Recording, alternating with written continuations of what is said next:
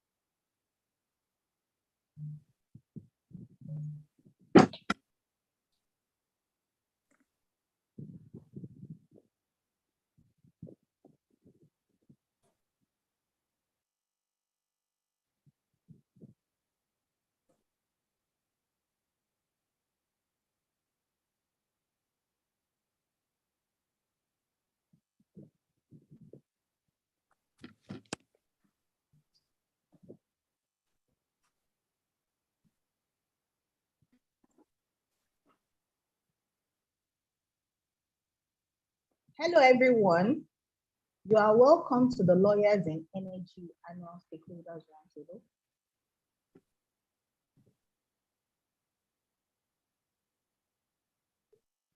This year's edition's theme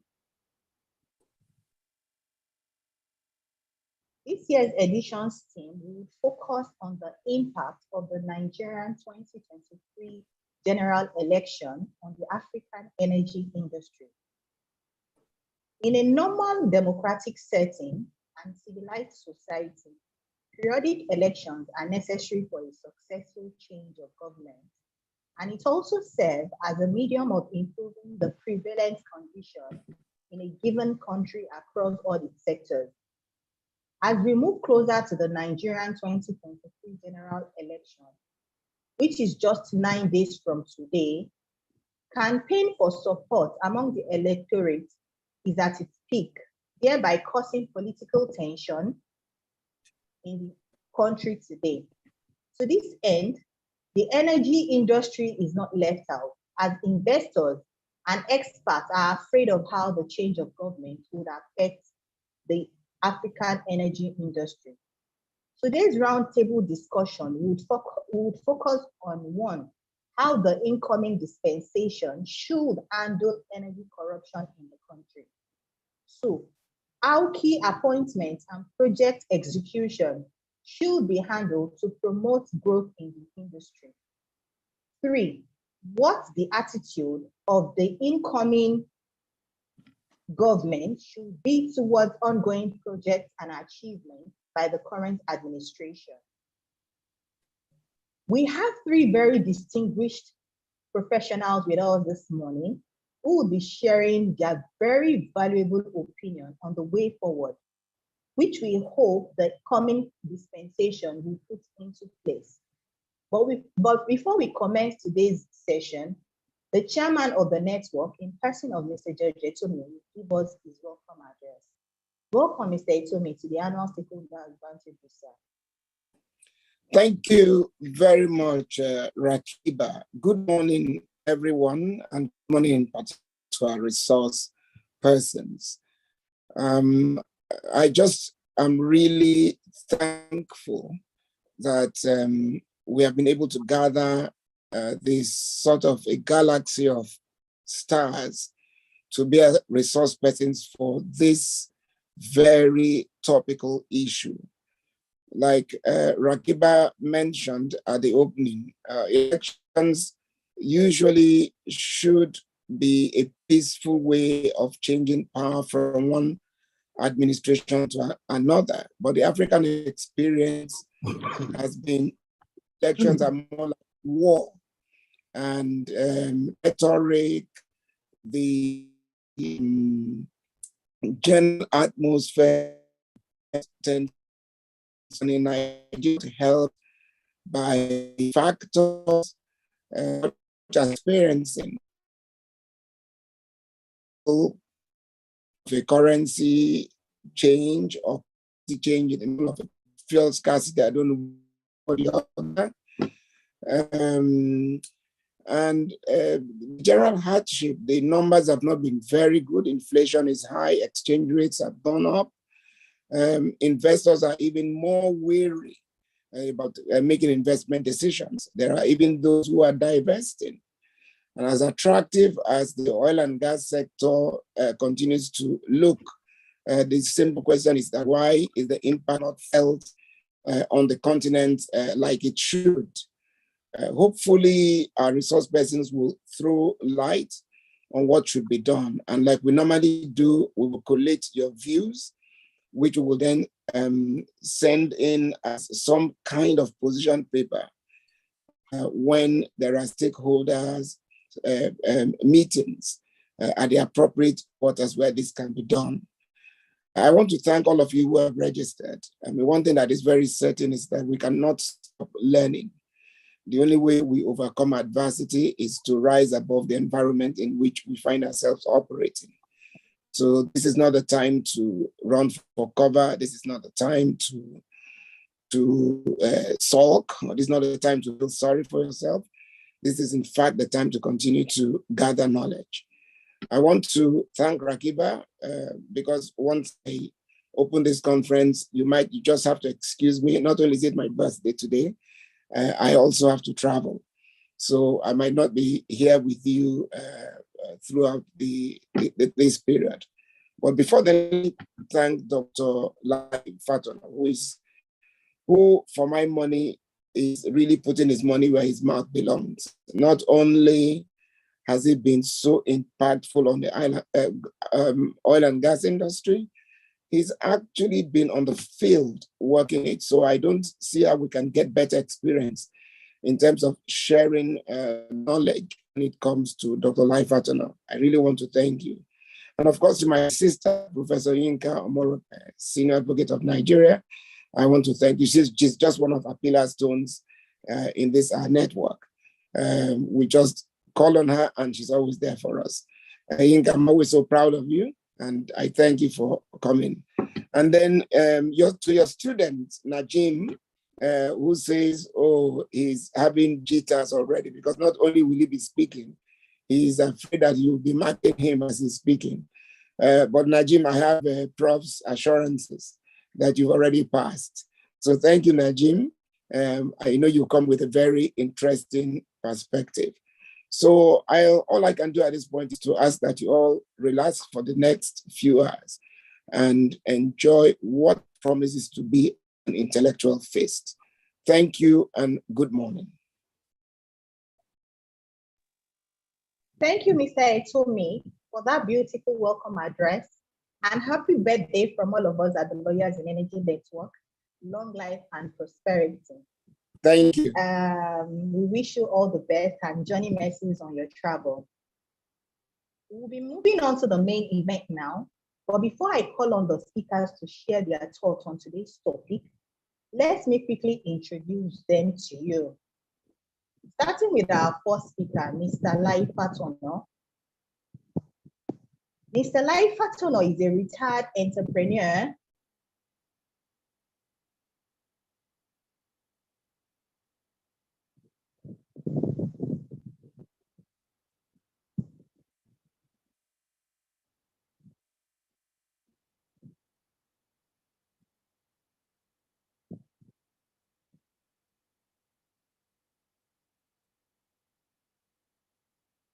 One minute, please. I want to bring up his site. I don't know whether you can all see his slide. Yes. Dr. Lai Fatona is a retired entrepreneur, petroleum geologist with over 40 years of industry experience. I don't know, please, can you confirm if you can see my slide, please? Akiba, your slides are yet to be on the screen, okay. but I can see you clearly. Okay, 1 minute. Let me quickly share the slides.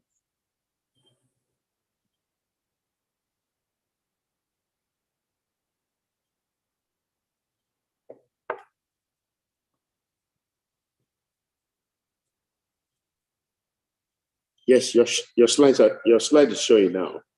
Okay, beautiful. Okay, beautiful. So like I was saying, that Mr. Lai Fatono is a retired entrepreneur and petroleum geologist with over 48 years of industry experience. Recently, he stepped down as the founding managing director of the Nigerian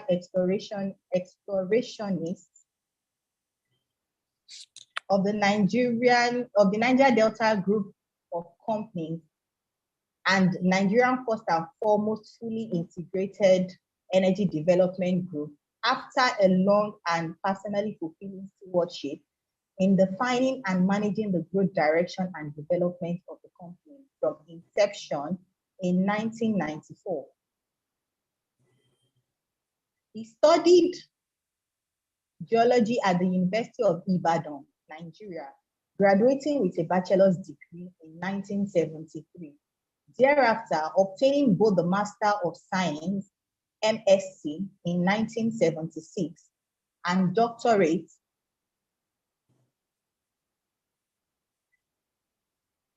in 1980, respectively, in petroleum geology and sedimentology from the Royal School of Mines, Imperial College of Science, Technology and Medicine, University of London.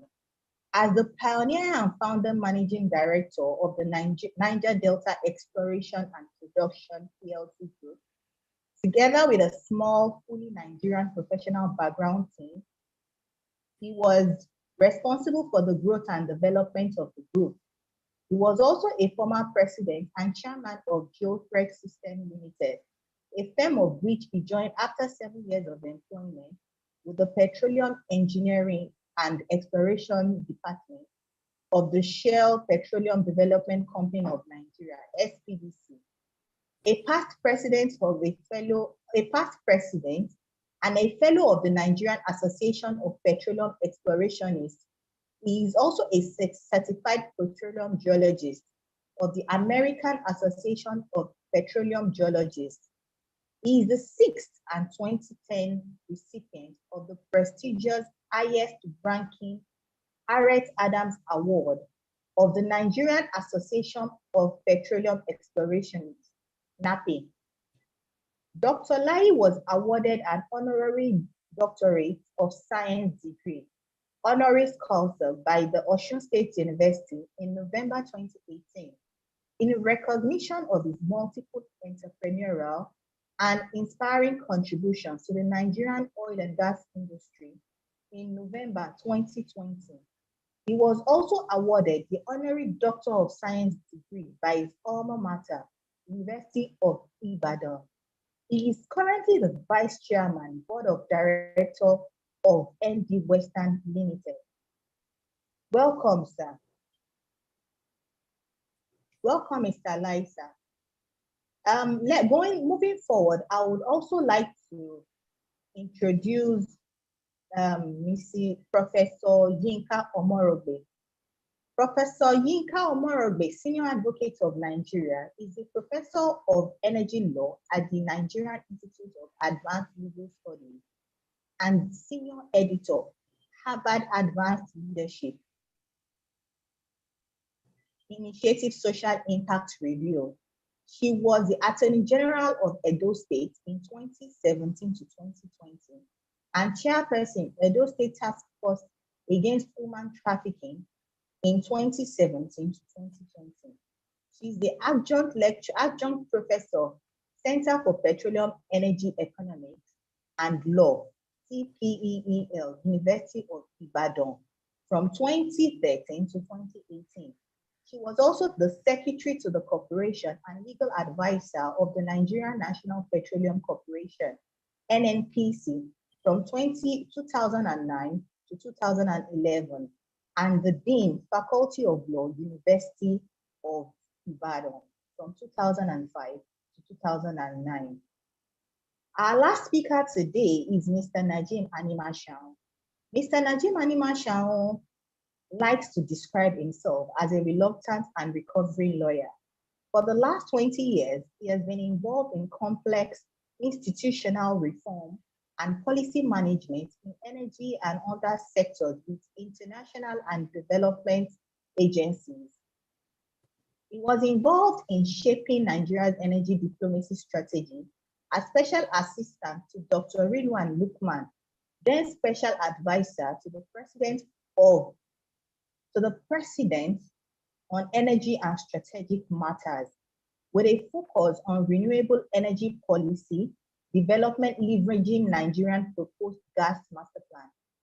Recently, Mr. Najim has involved in investigating the drivers and accelerators for divestment of IoT in Nigeria. He has also conducted research on national oil companies and their energy transition strategy. He has provided renewable energy policy brief contributions to the political transitions of Yar'Adua Jonathan and Jonathan Buhari's administration. As principal partner in Prison Partners, his practices focuses on creatively pragmatic solutions to renewable energy projects. As a renewable energy developer, he brings hands-on project development experience to clients' project structuring and development. Mr. Najim holds an LLB on an LLM in international and commercial law.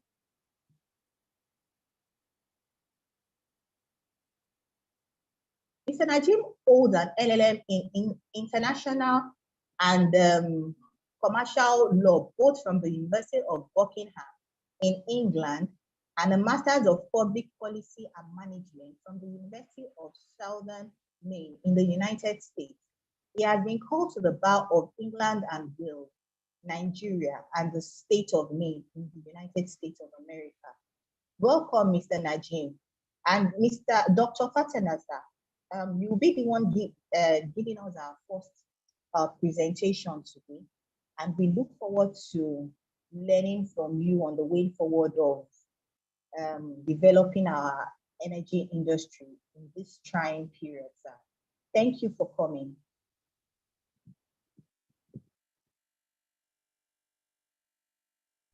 Thank you very much, Akib, and good morning. First of all, to George, I will say happy birthday. Wish you well, wish you good health, and many more years of service to your profession, to your family. And since you say you are traveling, I will also say enjoy your trip and travel safe. Thank you very much, man. Good. I would say good morning to Prof. Somehow, I think we are like parallel lines. Every time I thought I was going to see you in person, there's always something that either takes me away from you or take you away from me. But I just hope one of these days we will interact physically. And to Najib, good morning as well. Good morning. Program. So since I'm not a learned person, so I feel privileged to be asked to take or the opening shot on this very interesting subject. And again, I want to thank the Lawyers in Energy Network, Rakib. I knew when you started, and by now, I mean, there's so much that you're trying to do. And thank you very much for impacting knowledge to those of us who are not in your profession, but trying to draw us closer to what you do and how you do it. So today, our theme is very simple: the impact of the Nigerian 2023 general elections on the African energy industry.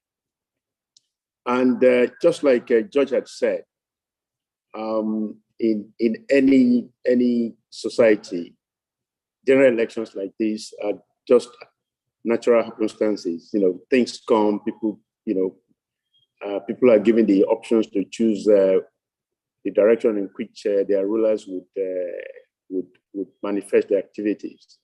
So really, as an election, there's nothing very special about this happening. But for the kind of situation we have found ourselves, Nigeria, Africa, the very, very so much rampant instability in the world, I don't think anybody could grossly underestimate the importance or the significance of the situation that we have found ourselves, where Nigeria is going to have a general election. Rakib, I have lost your screen, and I thought you were going to give me the opportunity. I don't know who's going to project, whether myself or yourself. I can stop sharing my screen from here to make it easier No, for you, sir. I think it's easier for you to use your screen, and then you can just flip through my slides. Okay, sir. So if we go to the second slide there, where I have the grain of my thoughts. I'm still waiting for the slide to come on.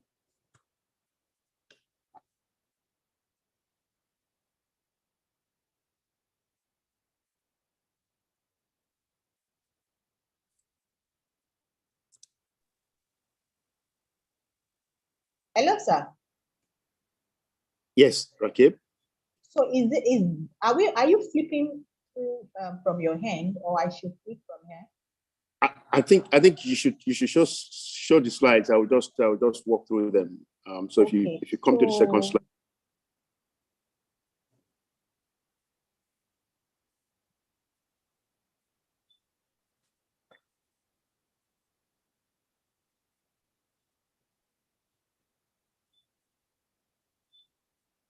This is the second slide, sir. Okay, it hasn't shown. It's not. It's still to show on my screen. Okay, someone said it seems I've stopped sharing my screen. Let me stop it again. And start. You have stopped. It's still sharing, so Okay. I don't know why it's not coming up.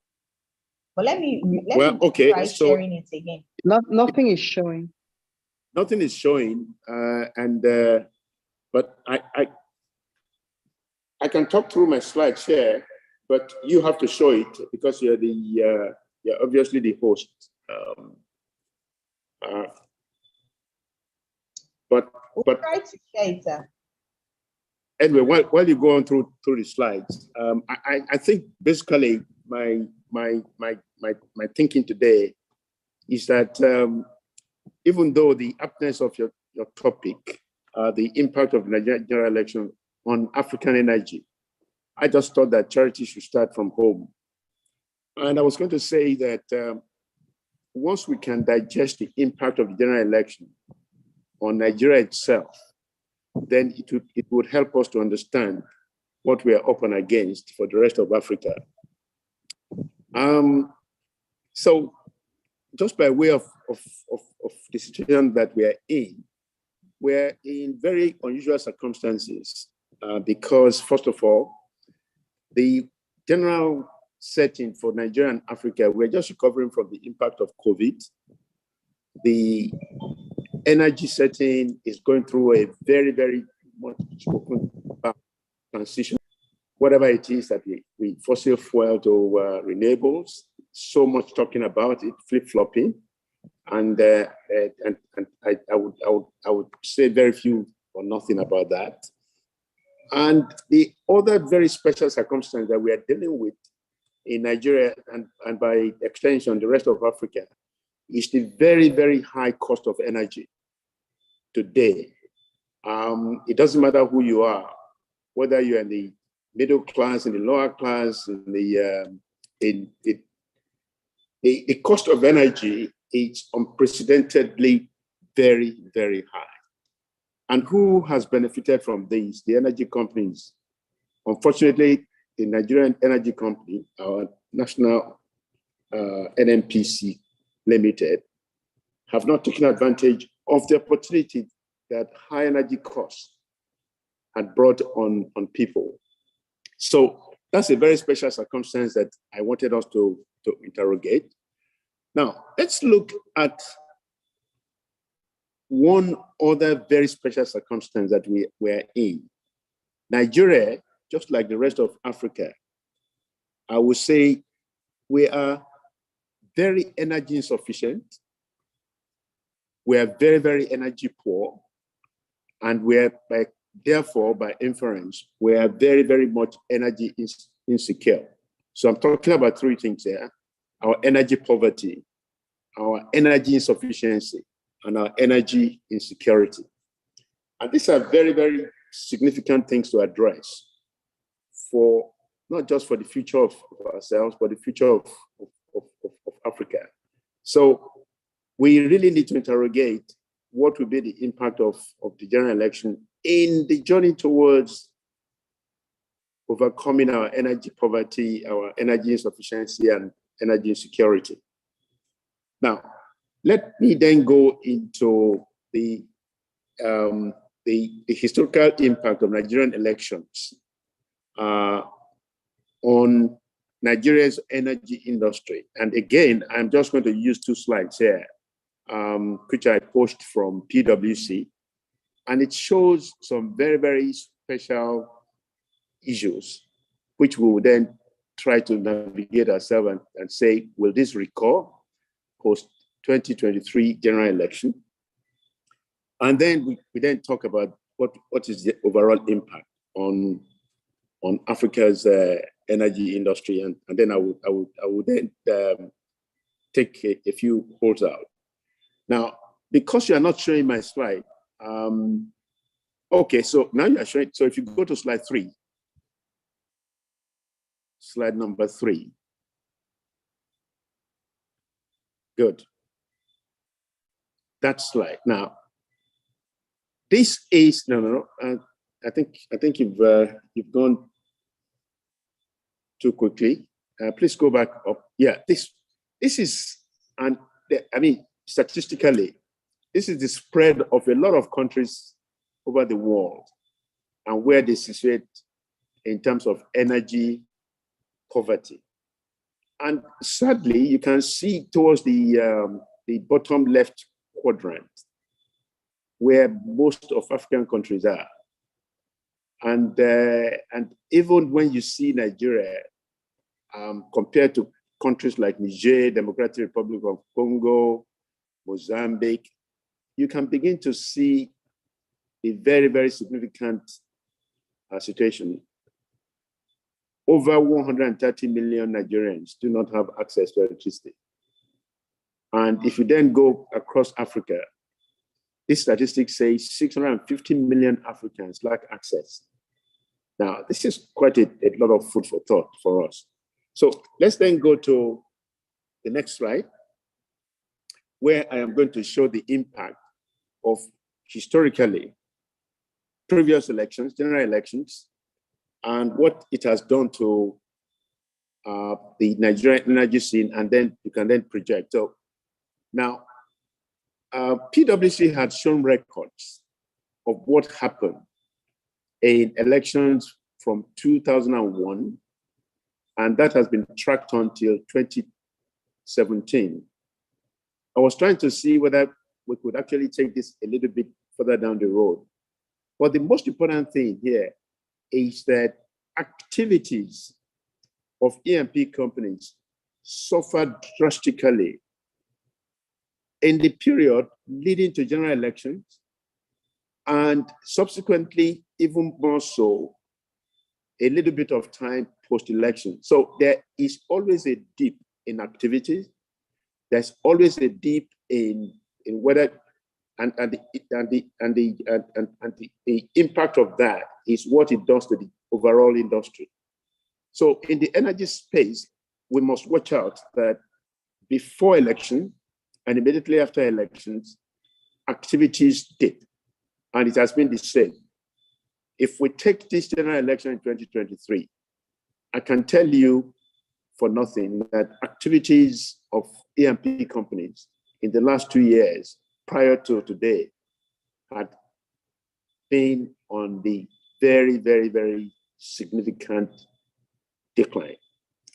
You could attribute that to the impact of COVID, but not necessarily so. There are other many factors that had led to the fact that activities had gone down. Now, unfortunately for Nigeria, while activities have gone down, world energy price had risen, but we have not been able to take advantage of it. And in effect, my thinking is that we are even in a much serious adverse situation for the 2023 general election than we had historically been. In other words, I am not saying that there's cause for concern, but indeed there's cause for concern. And even if you look at all the things that have happened in Nigeria in the last 3-4 months, persistency of or inadequacy of PMS, fuel queues, uncertainties about whether subsidy was going to be removed or it's not going to be removed, and who is going to remove it. But if you can see the trend, it is unsettling to those of us that are in the energy industry. Now, if you go to the next slide, this tells even that story a little bit better. Now, no. If you have to go up 2 slides. Here, okay. Now, what I've done, this one, yes. If you look at the year 2004, 2008, 2012, 2016, you will see that the crude oil prices, whether it is good or not good, the consequence for Nigeria has been that our revenue in those period of times have always not been very, very good. Now, and when you look at except in 2012, where our revenue was good, but if you look at the trend of oil price, we have a lot to deal with. Now, to this is that an estimated 2 trillion was lost between 2012 and 2016 due to elections effect. In terms of numbers, our loss, 853 billion, is almost equal to 18% of federal budget for that year of 2012 alone. Take 2016, more severe, cumulative effect of the elections and fall of crude oil price in the global market, revenue shortfall 1.1 trillion, 19% of the 2016 budget. Now, I do not want to predict what the picture will look like in 2023. Remember that Nigeria has not been able to take advantage of the very, very high oil price that has been prevalent in the last 1 year. And if you look at the performance report of international oil companies, Shell, ExxonMobil, Equinor, BP, these companies have published very outstanding profit reports and very, very healthy balance sheet. I wish we could have said the same for our national oil company. But I'm just saying all these things. I'm throwing them up because when I come into the next part of my conversation. So if we go to the next slide. Now, what are the anticipated impacts of that? Go to the next slide, please. On the energy industry. Well, I do not want to talk about electoral violence and the safety of life and property during this period. And it is not just during the period pre, but also post-electionary period. This is a very serious concern for the industry. And indeed, all operating companies today are putting mechanisms together to ensure that the exposures of their staff will be controlled. In effect, you can see that there's going to be a general decrease in activities during this period and the period that is going to follow the election? Well, energy costs will remain increasingly very high with interrupted availability. And I don't know what, if there's any so-called to expect. You can imagine if and when fuel subsidy is removed, the effect on and the impact on ordinary folks is going to be very profound. Now, today, literally all companies are talking of frozen investor funds. Nobody's taking any decision about any significant capital investment in Nigeria. And the consequence of this is that ongoing capital projects and new projects are delayed. And of course, you know the ricocheting effect of delayed projects. Now, one anticipated impact is the unsustainability and poorly defined government policies, such as fuel subsidy. Nobody knows exactly what the huge impact of this is going to be on JV program budget cuts. And in anticipation for it, I think there's quite a lot of people that are adopting a wait and see. In other words, operational investments would be hampered.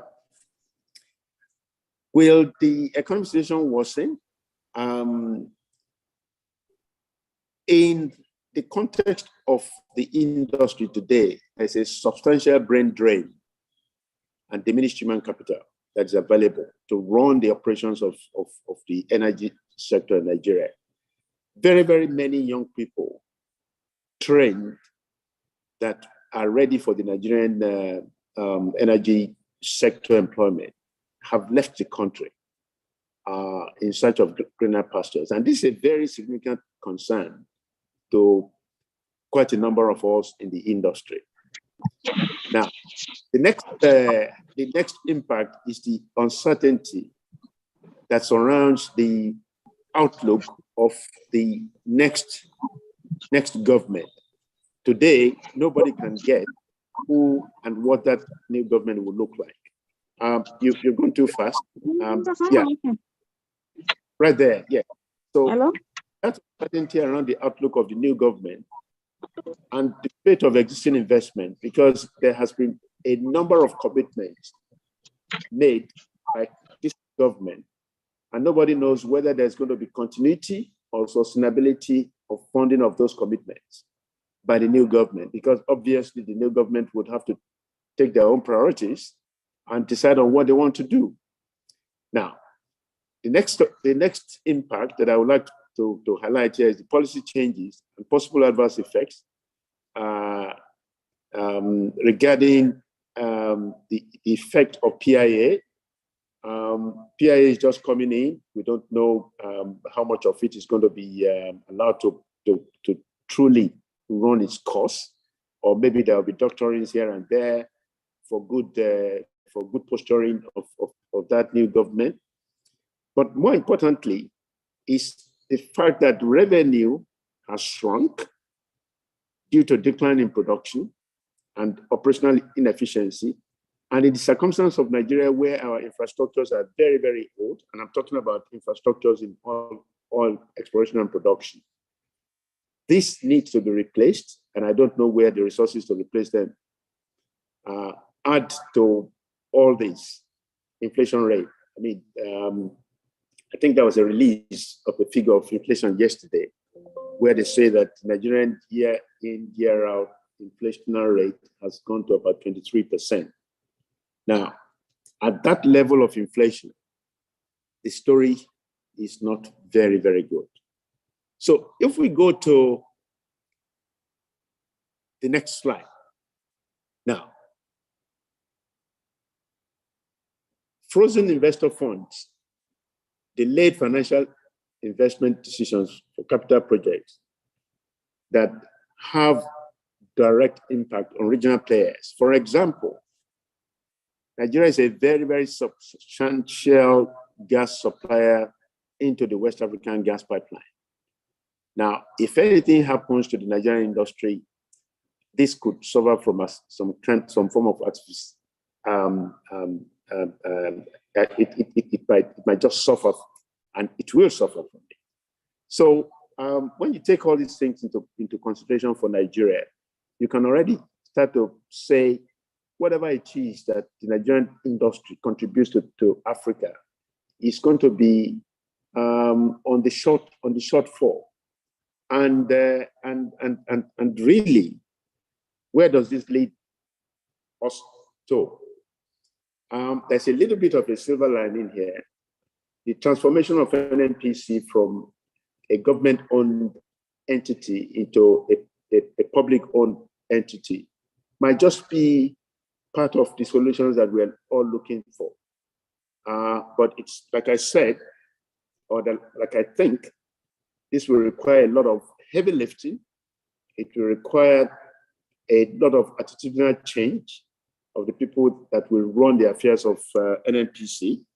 And indeed, there has to be a real total change of mindset where NNPC should be allowed to, in the event and in the current set of divestment that is going on, you would expect a set of people to come in and step into the position of companies that are leaving. And when I talk about divestment here, coming at this, on the backbone of this general election, at the exit of ExxonMobil, Shell, Equinor, and Total from oil and gas exploration activities is significantly going to affect the industry.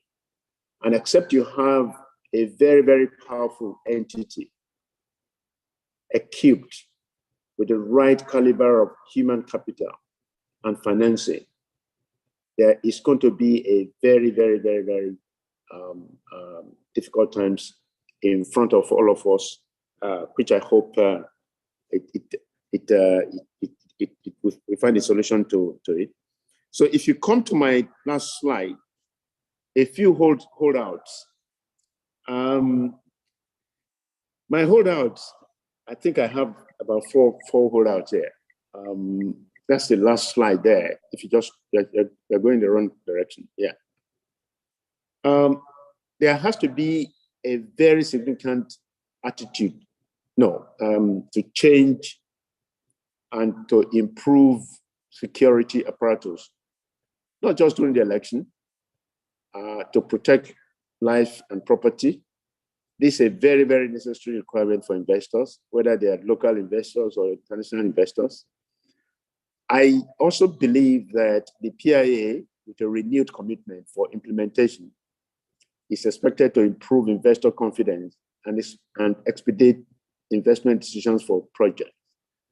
I want to believe that the incremental presence and dominance of independent operators will be a key to energy security attainment.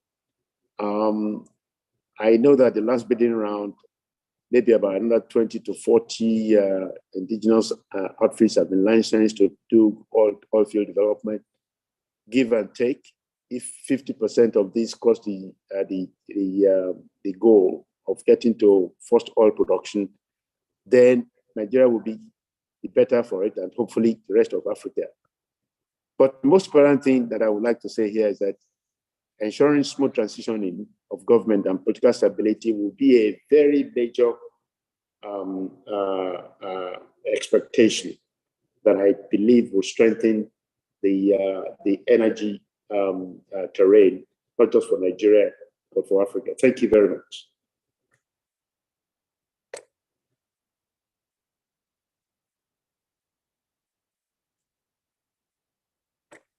Hello, Rakib, are you there? Thank you, Dr. Fatana, sir, for that wonderful presentation. Before I call on Prof to contribute to this ongoing discussion, I want to just quickly ask a question, although I was hoping that maybe we can take all the questions after all the speakers are finished speaking. But let me just quickly ask you one very important question that is bothering me from, like, I could deduce from your presentation. And the question is that you mentioned the ongoing brain drain in the energy industry and the society at large. But we're talking about energy right now. What do you think the coming administration can do to solve the brain drain in the energy industry when they come into government?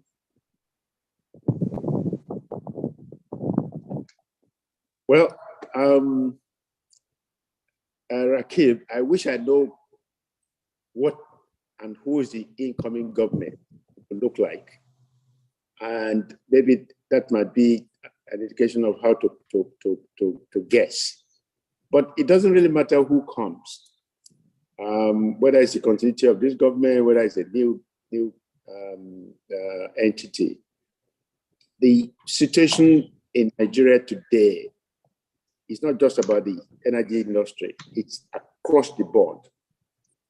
The medical profession, the legal profession, the financial the professionals in the financial sector, teachers.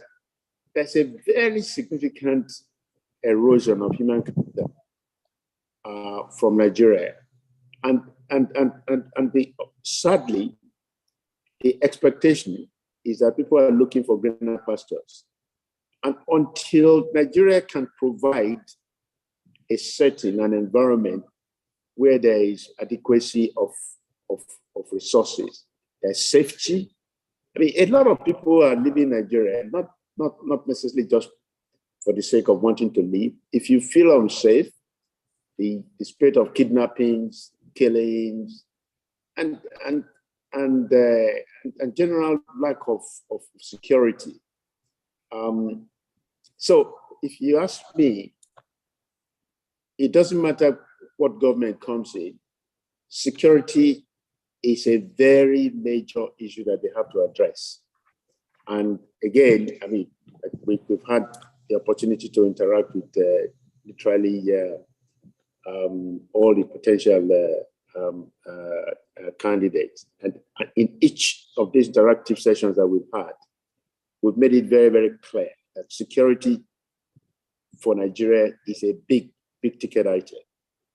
And if I can stop young people from leaving Nigeria, I would do it. But really, it's the mindset. And I mean, I just hope that you're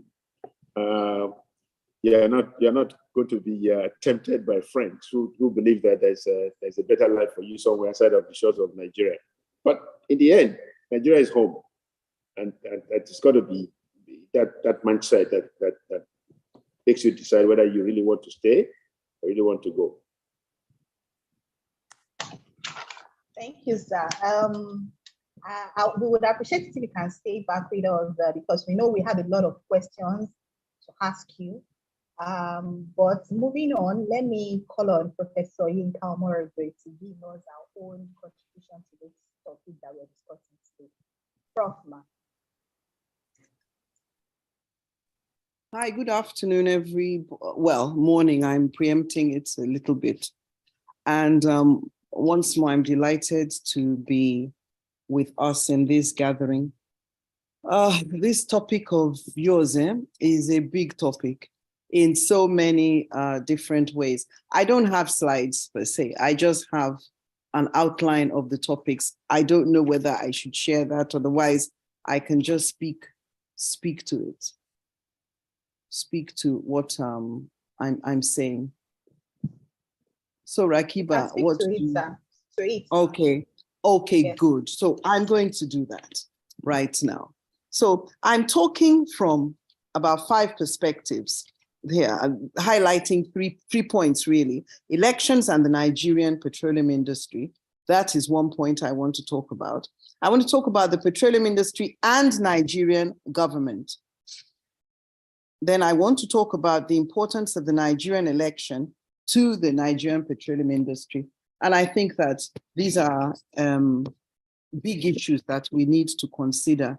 Now, Dr. Fatono, we will meet one day. I'm happy to talk to be with you on a platform once more. But you raised a point that there is an importance of talking about Nigeria and the elections first and foremost. But I think from the onset, I want to highlight the strategic importance of Nigeria, the fact that we hold more Black people than any other country in the world. And the fact that for that simple reason alone, whatever is happening in Nigeria is of extreme importance to everybody. In fact, I'll go so far as to say that the reputation and esteem with which the Black race is held is very dependent on whatever we are in Africa.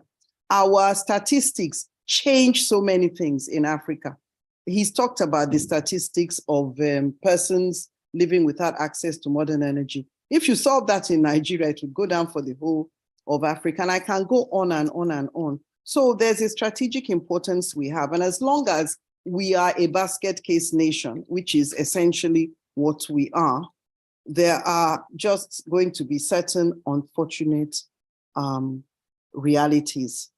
So, I really need to say that. Now, elections and the Nigerian petroleum industry, I think we have to realize one important fact. The government in Nigeria revolves around elections. Let me tell you that when there is an election, the year before, not much work is done. So unfortunately, for those states that have off-cycle elections, the year of the presidency, so much is stalled at federal levels. The year of the gubernatorial, so much is stalled at state level. For 1 year, everything goes sluggishly. And that is because of the great importance of politics within the Nigerian, within the Nigerian environment. So we need to understand that. So now, generally around elections, like again, Dr. Fatono has noted, money starts to reduce, investments start to reduce. There's a nervousness, there's a jittery reaction. You'll find that because we do not have a reputation for continuity, policies, activities very often do not depend on the 20-year strategic plan, if there is one, or on any general policies, but they depend on that particular person sitting on a particular desk. So there's a natural slowing down. But because of so many things happening, because certain things haven't improved, but have gone worse, it is a bigger issue. So these are things we really need to understand. The second point here is the petroleum industry and the Nigerian government. We need to understand that they are intertwined together very, very much. In fact, I think some of the issues we're having now is due to the fact that all have come to see that there is a divorce that is inevitable between the government and the Nigerian petroleum industry. Very frankly speaking, for past governments, the petroleum industry, that is our Nigerian side, has essentially funded so many different things. They have funded so many things that are outside what should be their core business. And that has been the norm. So there is a great closeness. And again, that is why when there's going to be a change in government or whatever, everybody is very, very jittery.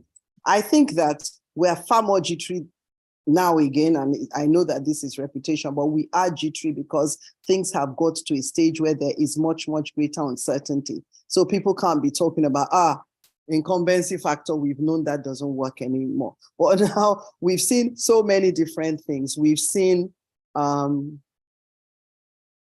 things that are like pending implosions. That is honestly the truth. I mean, I'm speaking quite frankly, and I believe that this is probably why I did not prepare a slide.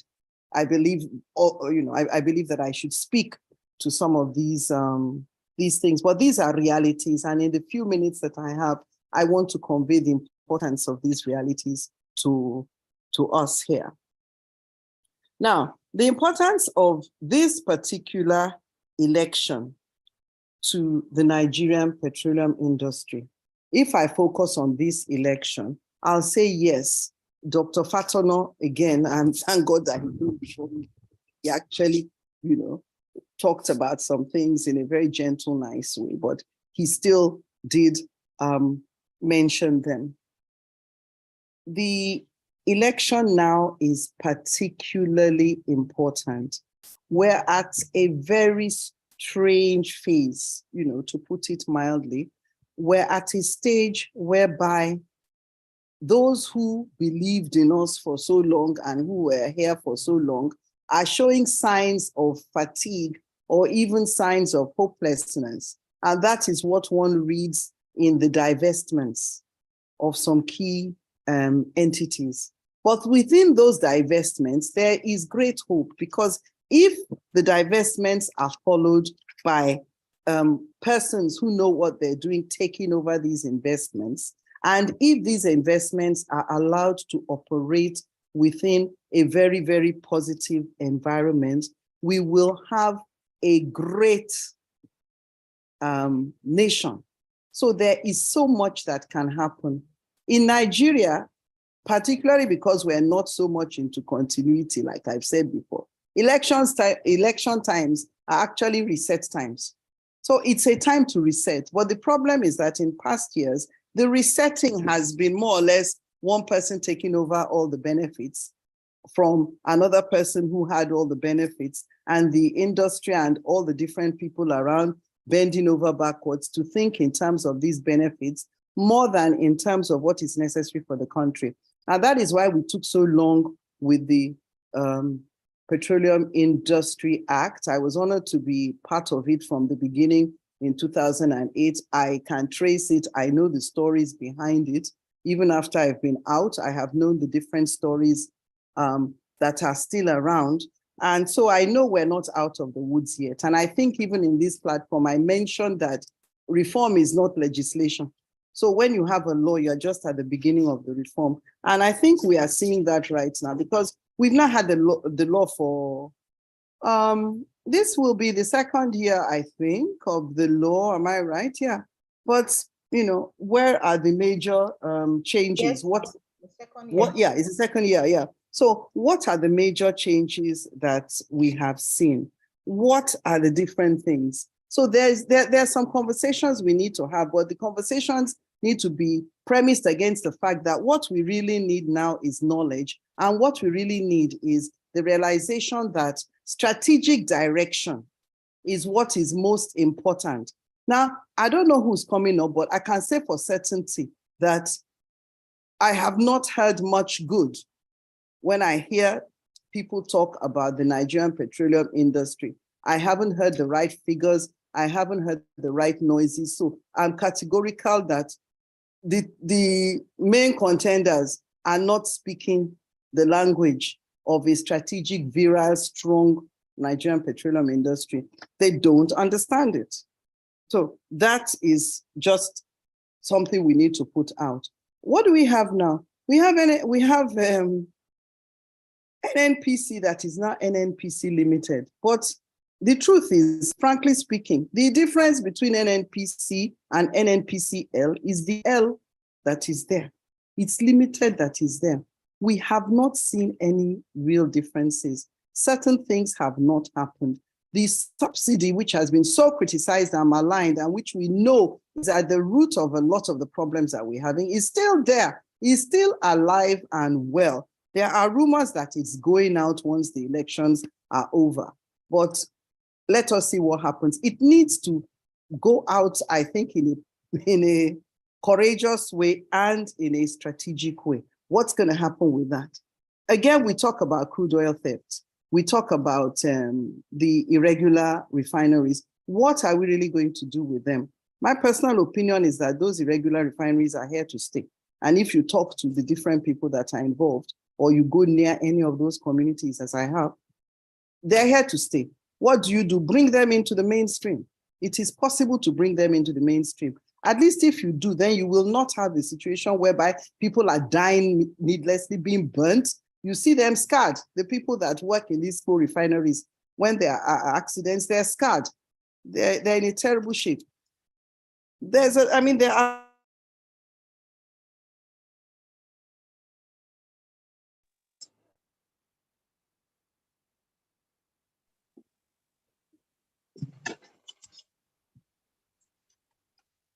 It seems we've lost Prof for a few seconds.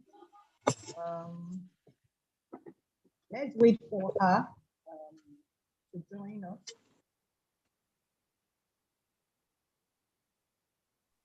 Seems our network is having issues. Yes, I'm very sure she will reconnect with us shortly. Yes, sir.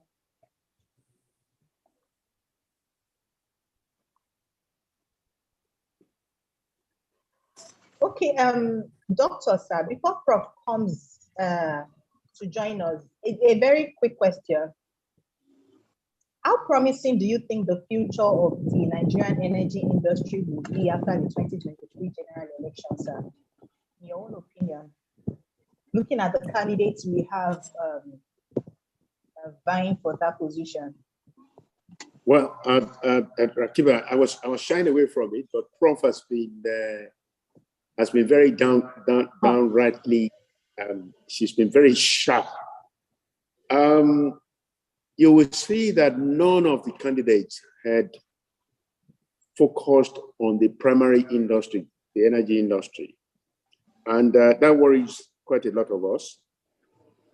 Is it lack of understanding or the willingness not to accept the importance of that entity?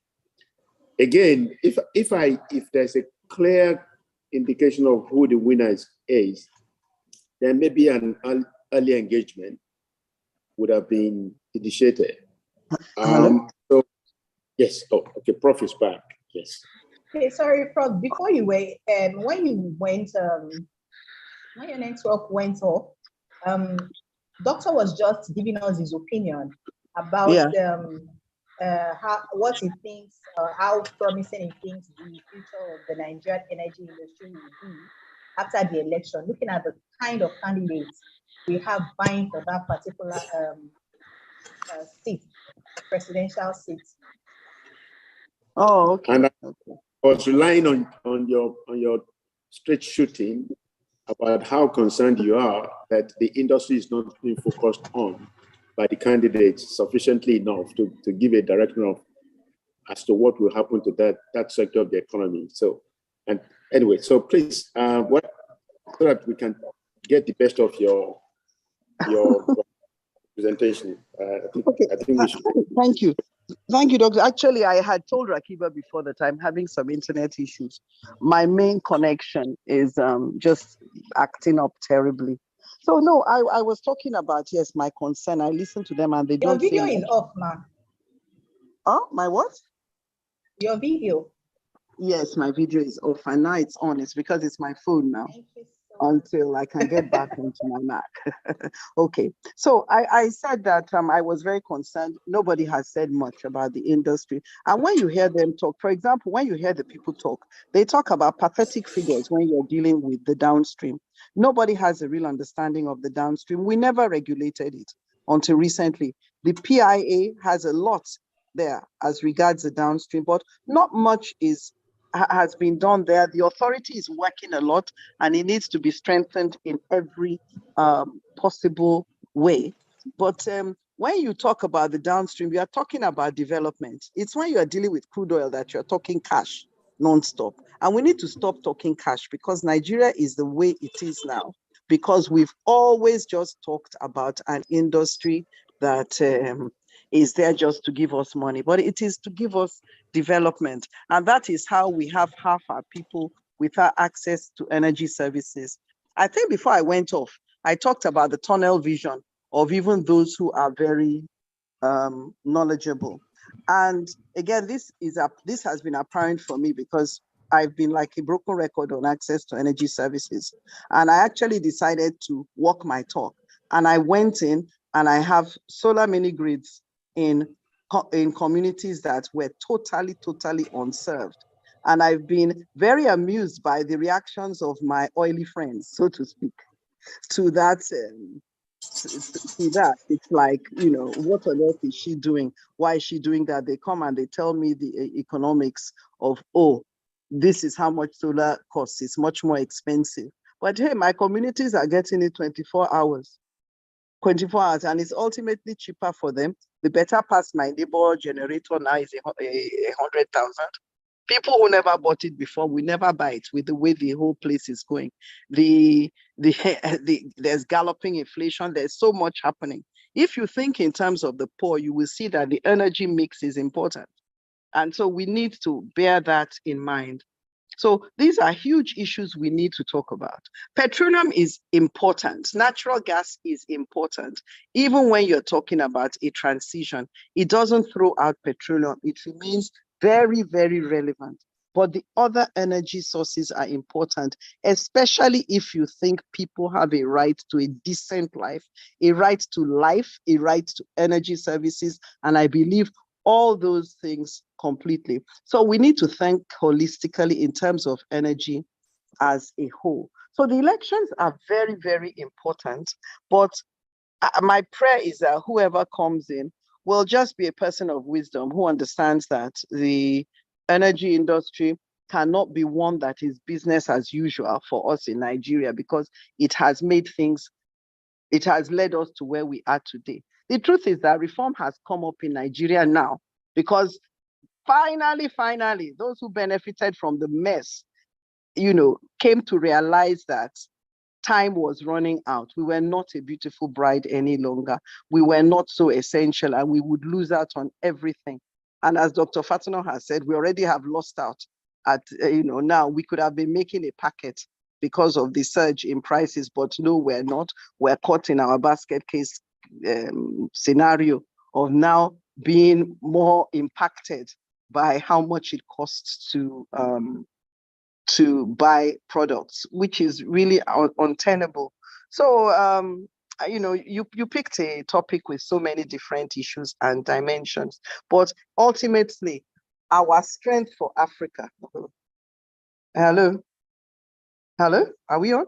Am I still on? Yes, ma'am, we can hear you, ma'am. Okay. Yeah, our strength from the African perspective lies in how we behave and how strong our energy sector and industry is, because the truth is many of the big companies will go to other countries before they come to Nigeria now. So we need to get our act together and really manifest ourselves as the giants that we are, and really as the example of what a strong Black nation can really be like. And so I'll stop here. Thank you very much for the opportunity to speak. Thank you, Ma, for that beautiful presentation. It's always a delight to have you speak on issues because of your wealth of knowledge and experience in the industry. So I was looking at the time and I was like, Rakiba, you gave Prof 20 minutes, but just keep quiet. So don't remind her that 20 minutes is almost over. Because we can, if we say that you should continue to speak, we will be able to learn a lot with so many of your years in the industry. First, you've been able to be inside this industry in different, wearing different clothes as an academics, as an in-house counsel, in governance, and also in private practice. So you have 4 different experience you are bringing on board, and it's always a pleasure and a delight to really listen to you every time. And that's why the network will always continue to disturb you whenever we have events. As one of our very distinguished resource persons, and we really appreciate your support over the years, Prof. Thank you so much. Thank you very much. So moving on to our last speaker is Mr. Najim Animashawo, and he's also going to share his wonderful thoughts on this topic. And Mr.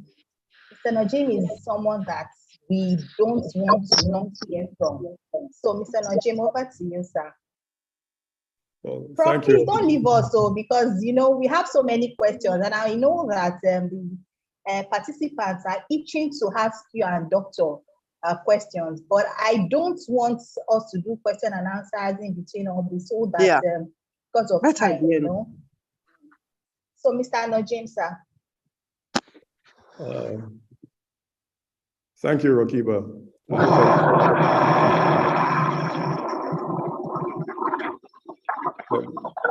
everybody hear me? Yes, we can hear you, sir. And I will confess that this is the first time I'm seeing your face. Oh, it is. We've always been speaking on the phone, but this is going to be the first time I'm going to see your face live. I hope one of these days we can see physically. I'm going to try and switch off my phone because I think it's causing feedback on this. Good morning, everybody. It's a privilege to be speaking to all of you, especially after Auntie Inka has done such a wonderful job of laying it out as it is in this sector.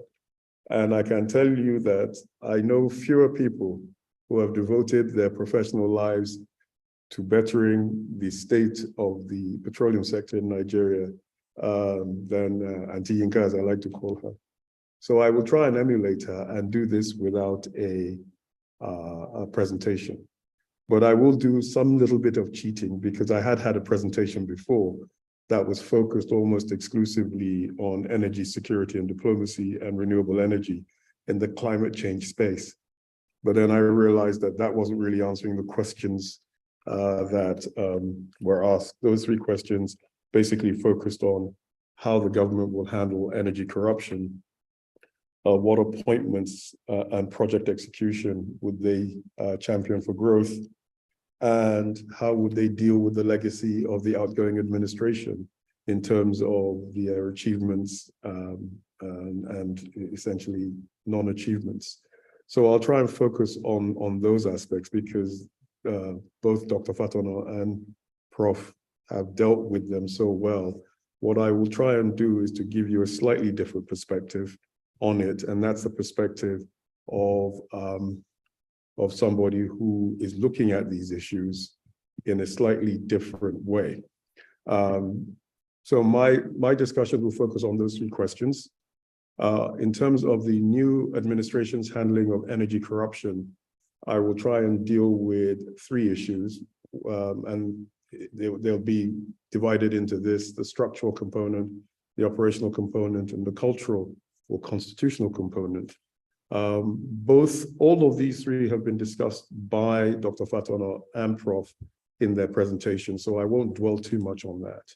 On the second question, which is the appointments and project execution to promote growth, again, this I will try and deal with in terms of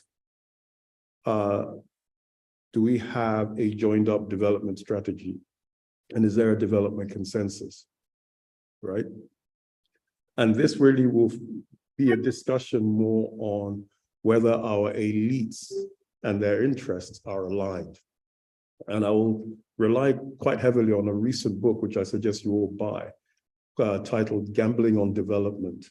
And it's written by a man called Stefan Durkon, who is a professor of economics at the Blavatnik School in the University of Oxford. And he was a former chief economist at the Department for International Development. I have worked with him in Nigeria, and I thought the book was very, very interesting in actually outlining what the developmental pathways are for Nigeria. And then with this one, this second point about appointments and project execution to promote growth, I will now talk a little bit about the history of divestment in Nigeria and the oil and gas policy. The reason for that is quite simply this, is that as Prof knows, Prof is the authority on oil and gas policy reform in Nigeria. And the oil and gas policy was actually developed way back in 2000, long before there was ever a petroleum industry bill written. And the Oil and Gas Implementation Committee was established in 2000 to find a way to implement that policy. And I'm dwelling on it now a little bit because when I go back and talk to it in more detail, it'll become more apparent. At that time, in 2000, when the oil and gas policy was put together, our public choice was to try to develop and diversify our oil and gas industry in the aftermath of rising oil prices and the fact that we spent 10 years essentially trying to navigate our production to move offshore. I'll talk about that a bit more as well. But ultimately, what then happened was, in the global sphere, the IOCs in the mid-2000s and to the late 2000s were beginning to get out of what they called easy oil, which meant that a lot of our onshore assets were no longer providing the kind of premium and returns that the IOCs wanted for the hassle of extracting those barrels. So what we were then in a situation where our policy and our national interests were heading in one direction, and the IOCs, who we had assumed in our policy would still be there and we'd be negotiating with them, were on their way out, at least in thinking, if not in actual practice. Now, some 15 or so, nearly 20 years later, they are essentially out, and we still have no policy to deal with this fact. And that's a real problem. Finally, I will be talking about the attitude of the incoming administration to achievements of the outgoing administration, which is the third question that was asked. And there are really only three questions to be asked here. The first is, what is the legacy of the Buhari administration that the new administration must live with? They don't have a choice. The clear ones are the Petroleum Industry Act and a couple of other things. The second one are the legacies of the Buhari administration that the incoming administration doesn't have to live with. And those are actually, there's quite a lot of policy flexibility there. But there are also severe constraints in the policy-making toolkit that is available for the incoming administration. And we're talking about the removal of subsidy here and the liberalization of the exchange rate, which is essentially very good for the industry, but particularly bad for the government in the short term. And then there are the unresolved issues that require policy formulation or development. I've sort of jumped the gun there by talking about the petrol subsidy and the foreign exchange liberalization. So to start with, and I'm going to do this very, very quickly, the administration's handling of energy corruption has been, to be frank, quite appalling. Let me just say that straight off the bat. When they came in, they had a tremendous opportunity, because a crisis should actually provide an opportunity to liberalize the sector, remove the petroleum subsidy, liberalize the exchange rate, and set us on a platform where we moved away, operationally at least, even without a Petroleum Industry Act, from an extractive industry to domestic utilization of our energy resources. And the one way they could have done that was essentially to remove the petroleum, subsidy, which they had the political capital to do so, and blame it on the previous administration, and remove the FX, the fixed rate for the Naira.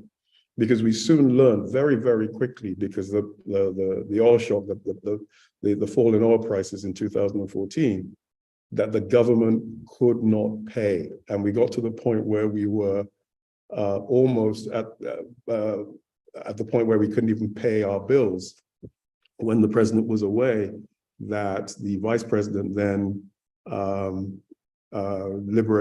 liberated the exchange rate to allow for more cash to come into the system. So that was a really great opportunity that was missed, and we've never really recovered from that since that time. What you can see around the world were that many countries were now casting off their subsidies. And I'll take Indonesia as an example, because Indonesia is always used as an example when it comes to Nigeria. In the 2014 election campaign, presidential election campaign that brought into power Joko Widodo, Widodo was the only politician that was advocating actively for the removal of the petroleum subsidy in Indonesia. Everybody else was afraid to do so because they thought it was a vote loser.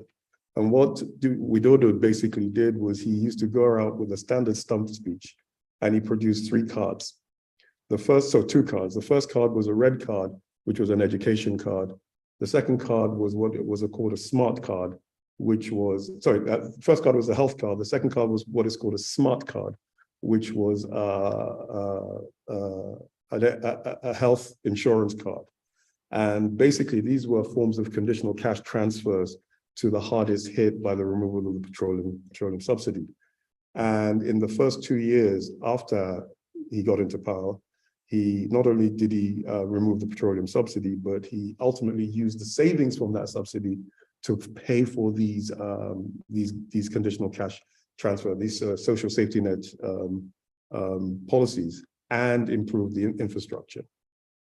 However, because subsidies are very, very difficult to remove, as soon as the prices went up again, particularly immediately after COVID, they had to now reintroduce these policies. So of course, when the next election came up, the subsidy was back in place effectively, and Widodo didn't campaign again on subsidy removal because the subsidy was back.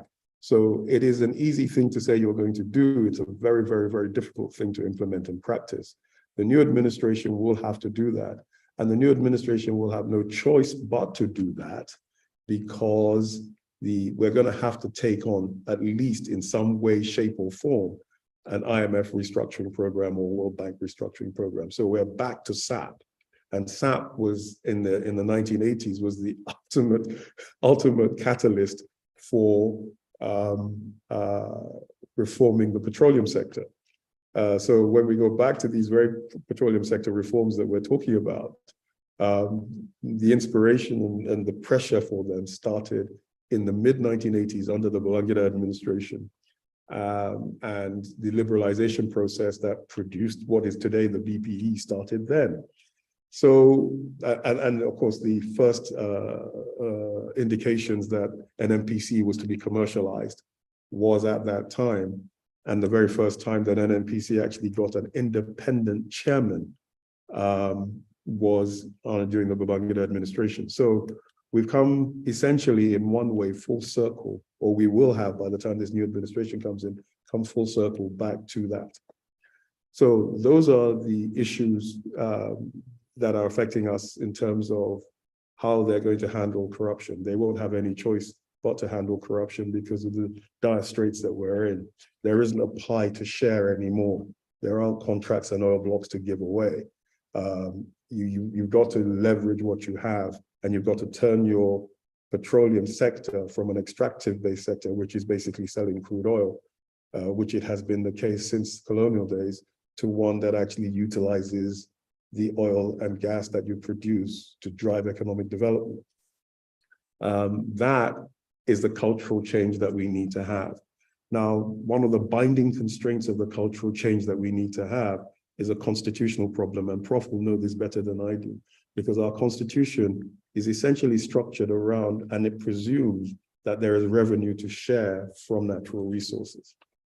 And if there is no revenue to share and you're trying to do all of these things, you will get some sort of pushback. But we're already beginning to see that in terms of how states are agitated for constitutional reforms.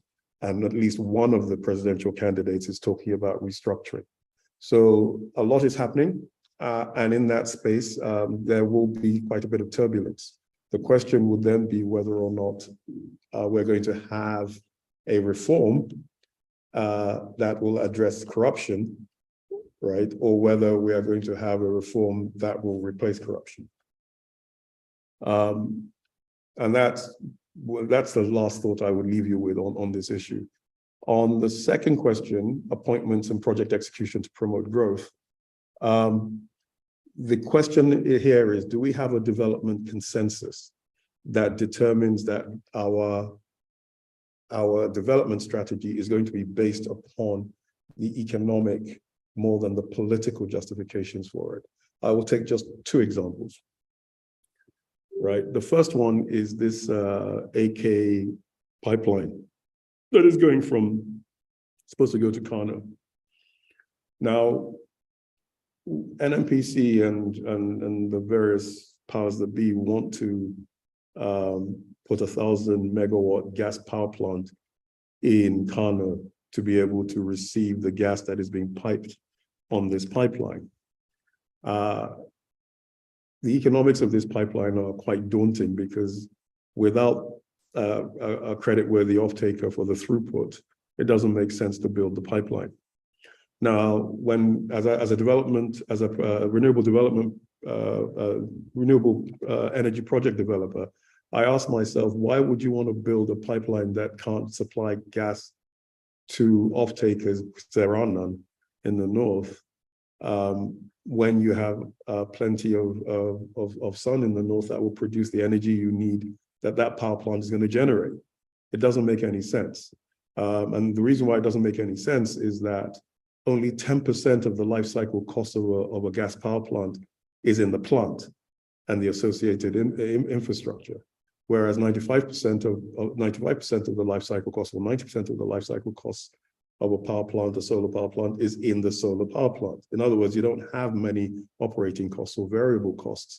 So if you can't make the pipeline work because the economics don't work, but you can still have energy in another way, how much is that pipeline and how many hundreds of megawatts of solar power can you generate and associated infrastructure to distribute that electricity in the north?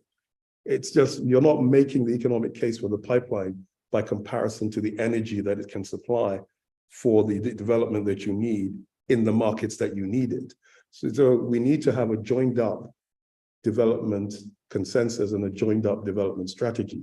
It's that lack of joined upness and the short-term desire to have some sort of big, massive demonstration project that would show how effective the government has been. That's why we end up with very dislocated development strategies and projects that are not aligned to the economic interests or the development interests of the places where the projects are sited. I could say something similar about the recent discovery in Bauchi or Gombe on the gas plant, also on the gas field, where the president went to operate a drilling well, not a production well. And I was thinking to myself, on what planet does the president go and do that? And why are we even spending capital in that particular location where the capital could actually probably produce as much, if not more, energy over the life cycle of that field using different types of energy? We haven't answered that question. And until we do, we're going to end up making quite serious mistakes with resources we don't have. And then the second question on that is, appointments and project execution to promote growth is related to that. We need our elites to be aligned, their interests to be aligned. We have to have an elite consensus that actually is developmentally oriented rather than extractively oriented. In the book, Gambling on Development, Durkheim actually argues quite aggressively that when the Bangladeshi elite realized that, they're better off setting up factories and influencing investment laws and labor laws for them to be able to export the garments, and they make more money that way, they stop looking to loot the treasury. And I think what we need is to essentially diversify our petroleum sector in a way that allows the kind of investments that we need for domestic utilization. And you can see this in the confusion over divestment that I mentioned earlier. Divestment has actually basically gone on in three phases. The first phase was when we first went offshore and we were looking for people to go offshore. People were given oil blocks in the early 80s. And we know some of those oil blocks, including a few very notable and very wealthy Nigerians, benefited from allocation of those blocks. But it also gave opportunities for companies who came on later in the following decade, like Dr. Fatonos, to actually come in and do these things more professionally. So that's the first, essentially, indigenization of divestments. The second was in early 2000s, I think about 2001, when the marginal fields began to occur. And those marginal fields were basically hived off from bigger fields. And a lot of interest came from local content. And that was a policy that, had it been done properly and transparently, and rather than having everybody lobbying to get a place, that could have actually been quite transformative of the sector. The third one wasn't done by government. That was around 2005 when the IOCs wanted to escape from easy oil and try and focus on those areas where they had a comparative and a competitive advantage. And so began the divestment process.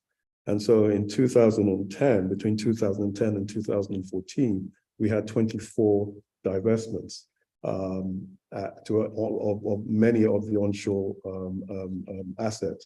And by 2016, we had 26.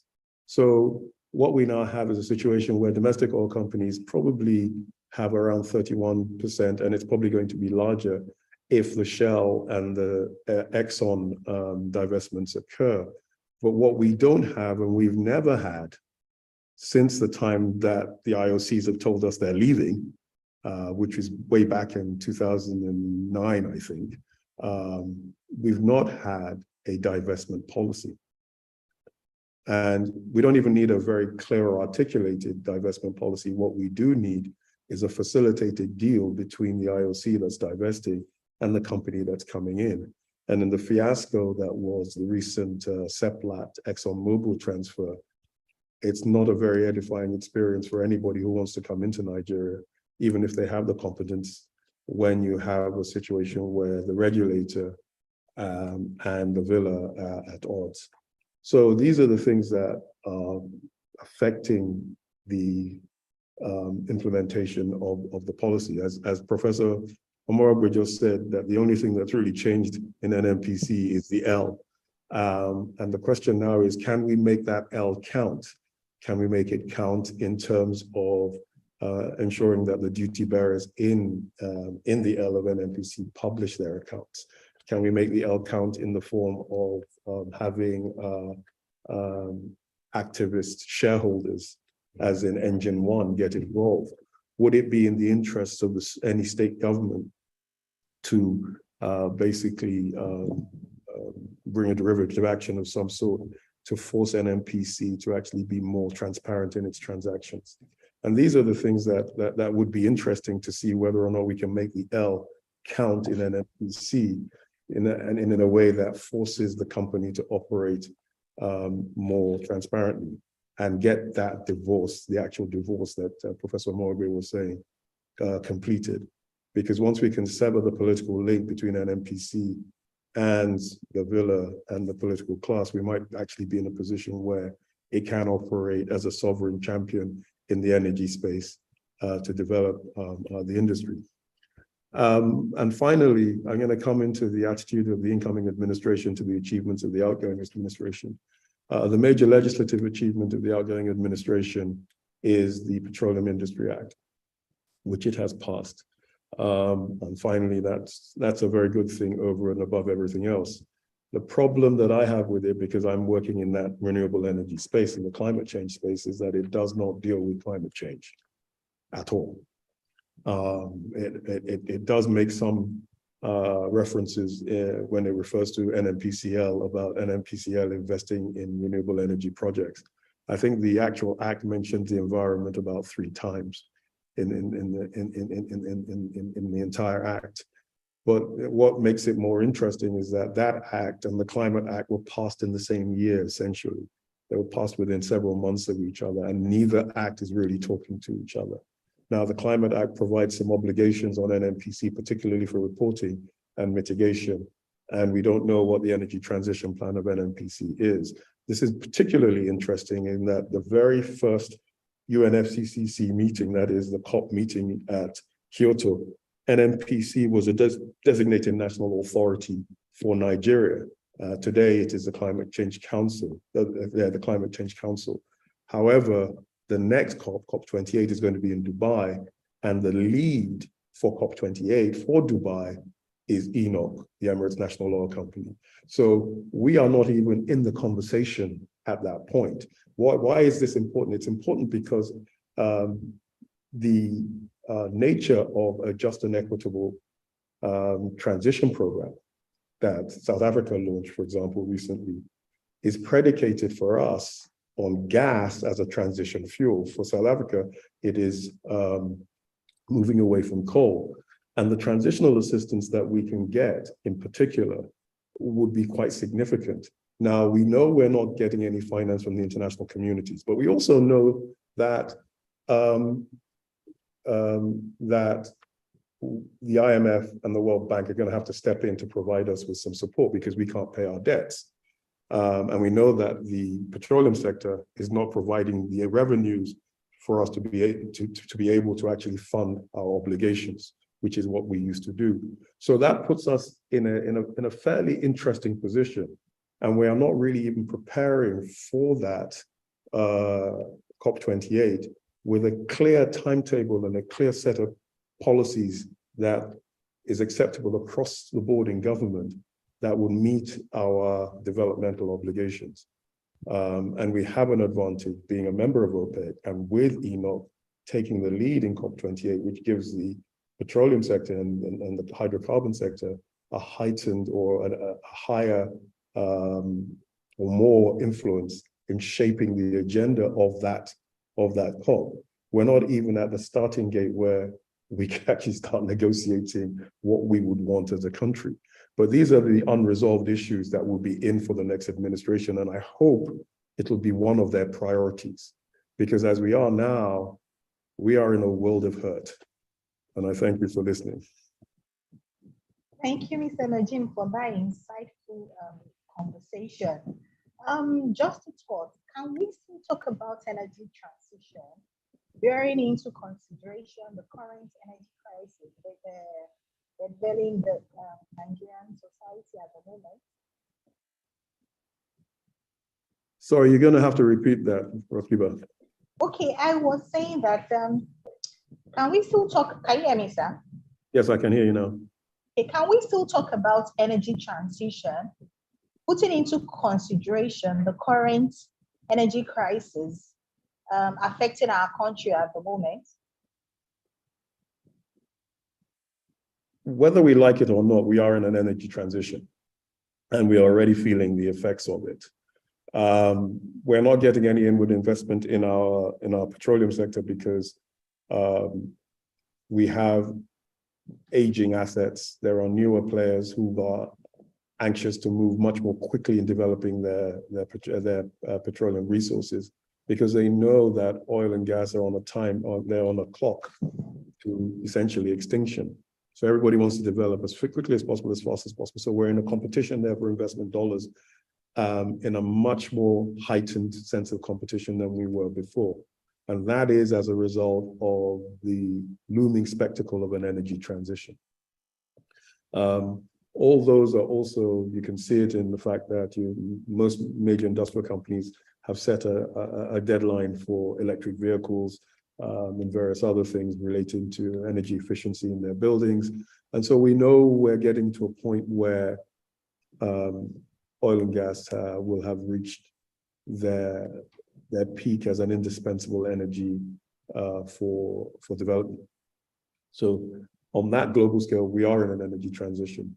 In our own country, we do not see this energy transition in the same way or with the same urgency as others do, partly because we have more pressing matters. So in Nigeria, we are dealing with 4 transitions at the same time. And in order of short-term and long-term, the shortest term is that we have a political transition at play, right? We have a petroleum industry transition that we are trying to implement, right? We have a demographic transition that's occurring, and you can actually see that playing out in this election. And then we have a climate transition. So when you're navigating all of these at the same time, you kind of prioritize them with the one that you're most in need of solving. And that is the political transition and, of course, the petroleum industry transition. So the energy transition takes a back seat. But that doesn't mean that they're mutually exclusive, because the drivers of of these of the petroleum transition are that our industry is changing. The IOCs are not going to be onshore, so we're going to have to develop the capacity and the skills to do that ourselves, which we've let them do for so long when we should have actually had the time since the 1980s to develop it ourselves. We didn't do it, right? So we're leaving it late, but we need to do it, and we need to do it fast. We need to, restructure our petroleum industry, which we are doing. We have a political transition in the sense that we have a once in a generation election coming up where this is just my own, vignette, my anecdotes, what I've seen, having monitored elections since 1963. And it seems to occur every 30 years, 63, 93, and now that there are convulsions in our electorate that changes the dynamics of the way we operate. And those convulsions can go in any number of ways. In 1963, it led to the Civil War in 1966. Well, the coup in 1966, and then the Civil War thereafter. In 1993, it led to the annulment and the 5 years of Abacha, and then coming out in 1999 with the Fourth Republic. This is an election like we all know we've never had before, whereas in fact we have had it before in 1963. Let me go back to 1963 and then explain it to you. The 1963 election was the first election where the United Progressive Grand Alliance, yeah, that's where APGA got its original name actually, was an alliance between the Action Group and then NCNC, the National Council of Nigeria and the Cameroon. So it's essentially the Southwest, the Niger Delta, and the Southeast. And at that time, there were the Tiv riots in the Middle Belt, in what is now Benue. Ultimately, state of emergency was announced in the Southwest, and that caused all sorts of problems. But that was a generational election where the voters who were coming out were now younger and more ready to express their opinions. And the progressives actually won more, the progressive parties actually won more votes than the other parties. Again, in 1993, we all know what happened then when June 12th and the others. Social Democratic Party, which was essentially the progressive party, was in the lead, and it was annulled for slightly different reasons. And we have a similar trend in 2023. So these type of political transitions are quite different from the typical elections that we've had in the past, even much more different than the election we had in 1979 or 1999 that brought in the new two new constitutions, Second Republic and the Fourth Republic. So when you're dealing with all those issues, there's a lot on your plate, and energy transition is not necessarily the most important and the most pressing matter.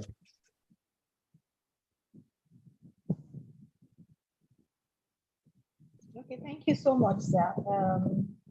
Let me quickly go back to Dr. Patona, sir. I don't know whether he's still with us. Meeting Dr. Patona, sir. Hello, doctor.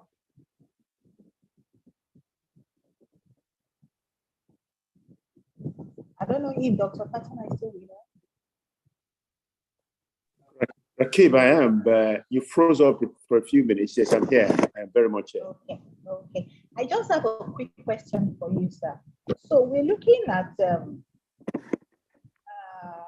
your opinion. I want to know your opinion about what you think concerning the coming administration and what their attitude should be towards foreign aid and investment in energy industry. So when they come in, what should their attitude be? Should we stop receiving foreign aid or investment and just rely on what we have and try to develop ourselves? Or should we still open our hands out as an industry practitioner yourself and a company holder in the energy industry? What's your thoughts, sir? Well, first of all, thank you very much. And I wanted to thank Ajib for the very, very deep insight that he brought into discussing quite a lot of germane issues about the industry. and the things that government ought to have done, which they haven't done, and which they need to do. Now, let's then focus on what do we expect of the new government. I think the Nigerian energy industry is in a Your video very... is off, sir.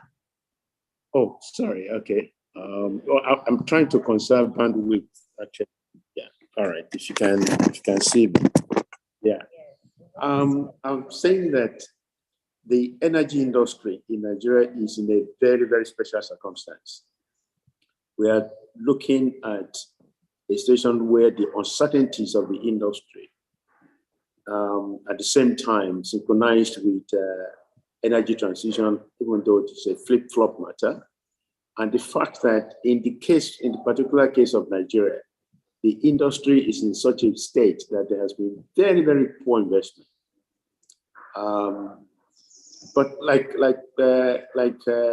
Prof said, every situation has its own silver lining, and I strongly believe that where the new incoming government actually focusing on energy as a tool for development for Nigeria, thereby empowering NNPC, even though Prof says the only difference between the old NNPC and the new one is the fact that there's a limited that has been added.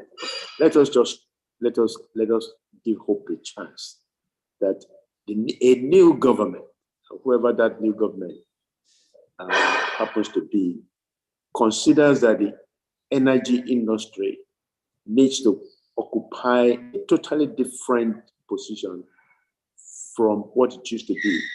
In other words, a tool for development.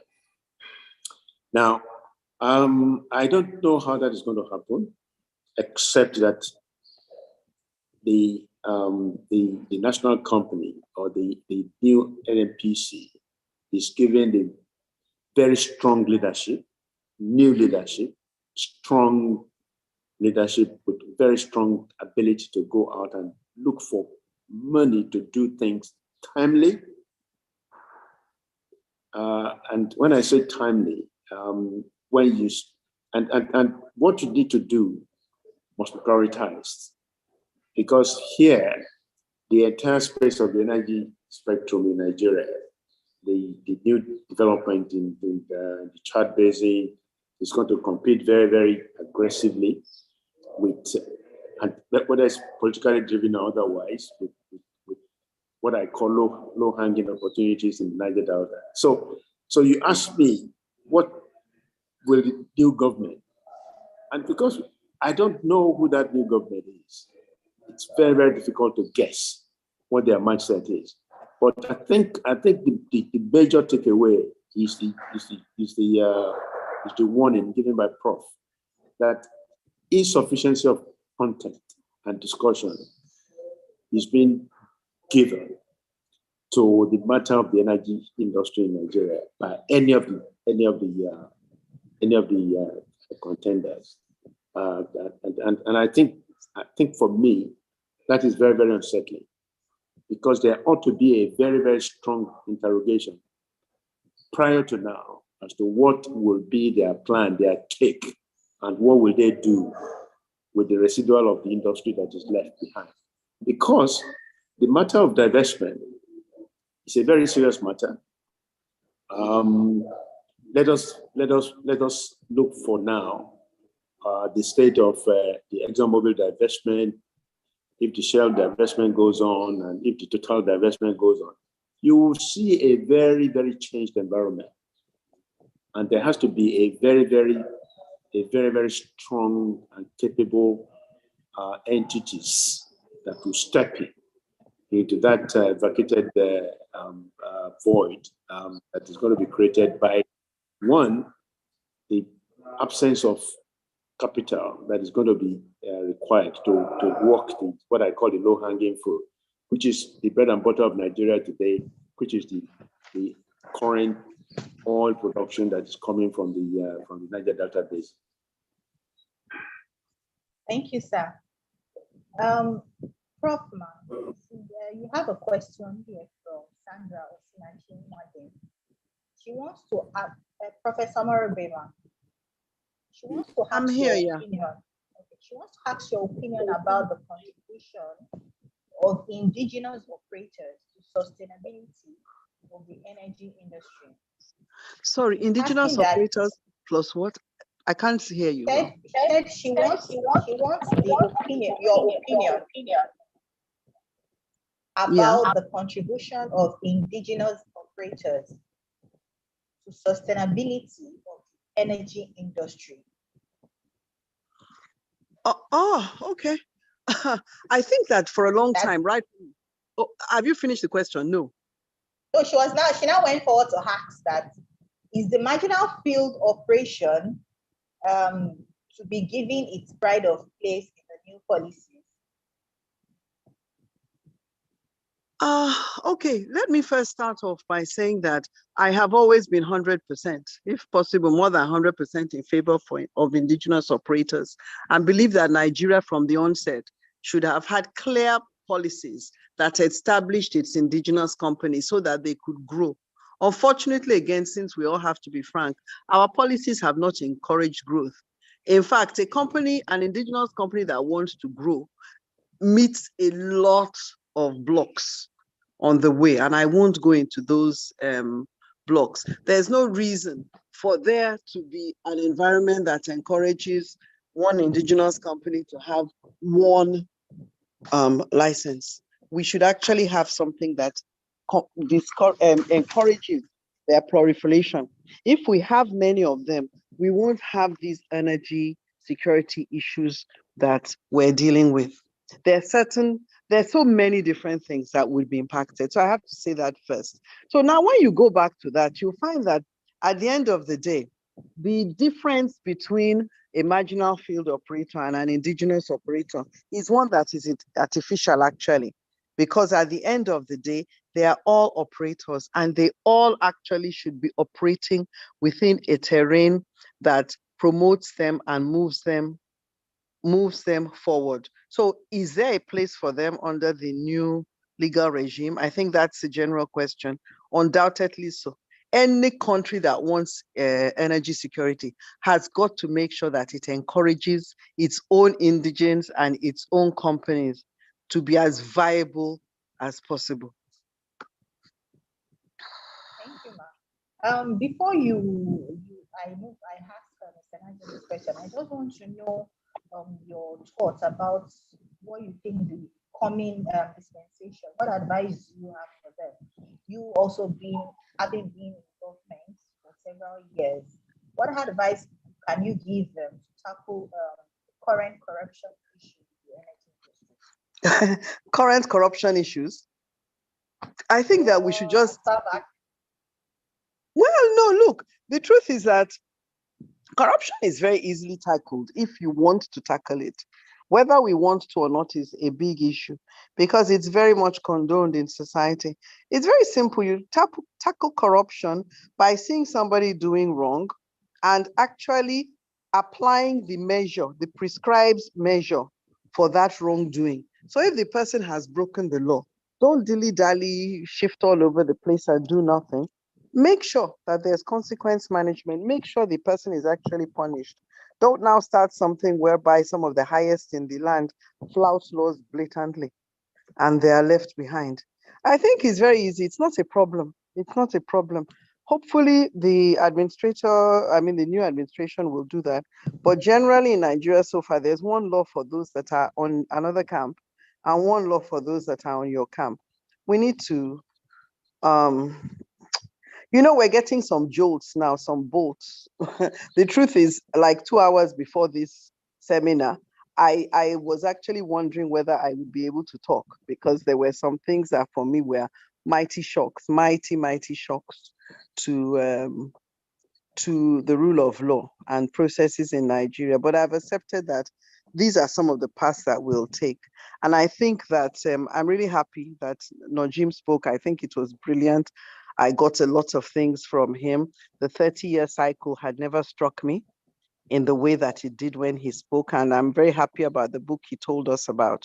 So I think he's given us food for thought, all of us, to be able to contribute and make sure that the new administration, no matter how ignorant it is, actually puts the right energy issues in the front burner. So, Ma, what about if it is the same people that are being put in place to tackle the corruption issues that are themselves the corrupt individuals? What do you think? You mean if the same people come back again? We're all very No, corrupt so in Nigeria. if, for example, the current administration is saying, the upcoming administration is saying, okay, want to tackle corruption, we want to put this set of people there, like change EFCC or change the head of EFCC and all those people that are statals that are meant to be the ones to actually tackle this corruption issue. What about if they are the same people that are corrupt? What should we? I think those who are not corrupt should come up and talk, but we need to realize that all of us are corrupt to a great extent. Right now, some bankers are taking money. A poor person goes to take out 5,000, and before he gets 5,000, he pays 200 or he pays 500. That's blatant corruption and wickedness, and that's not a big man.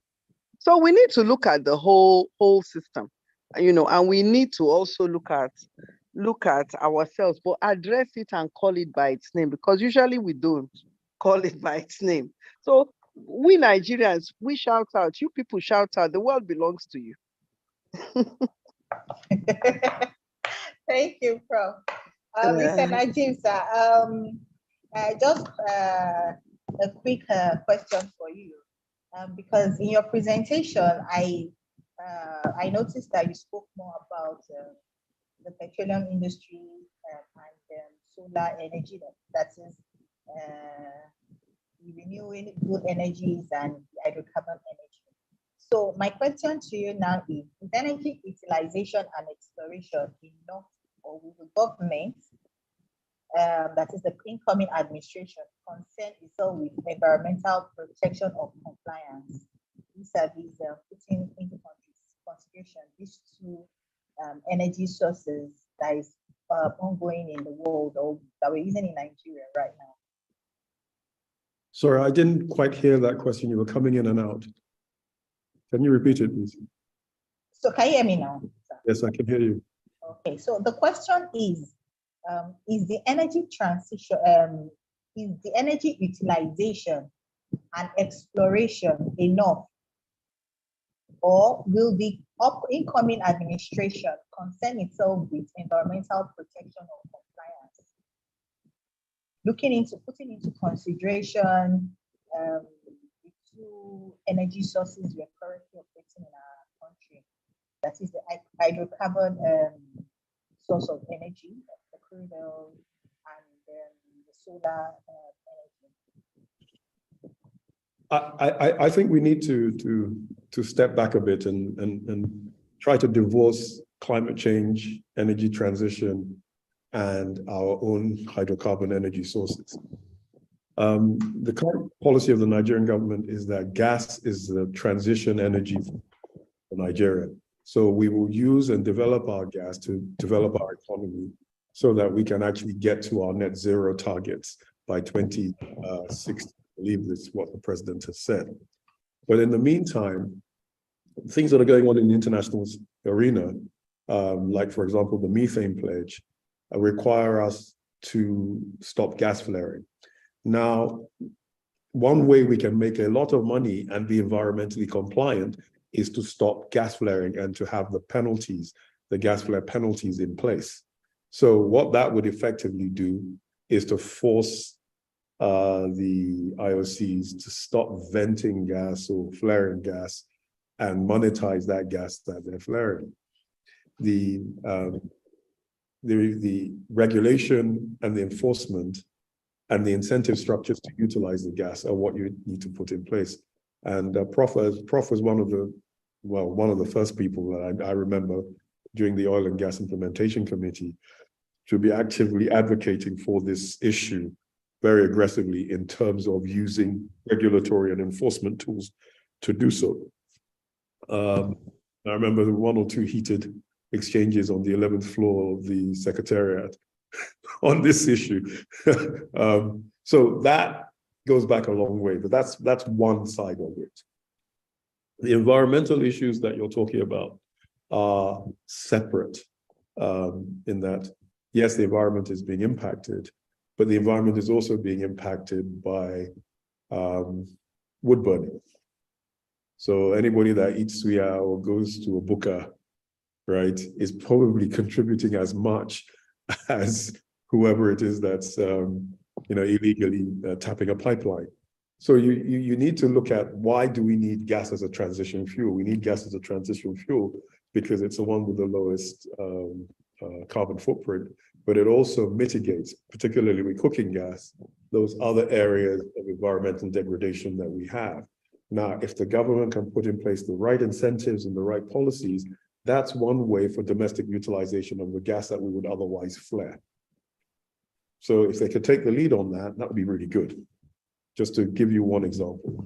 The solar part, what I was talking about was, again, why do you displace your policy priorities?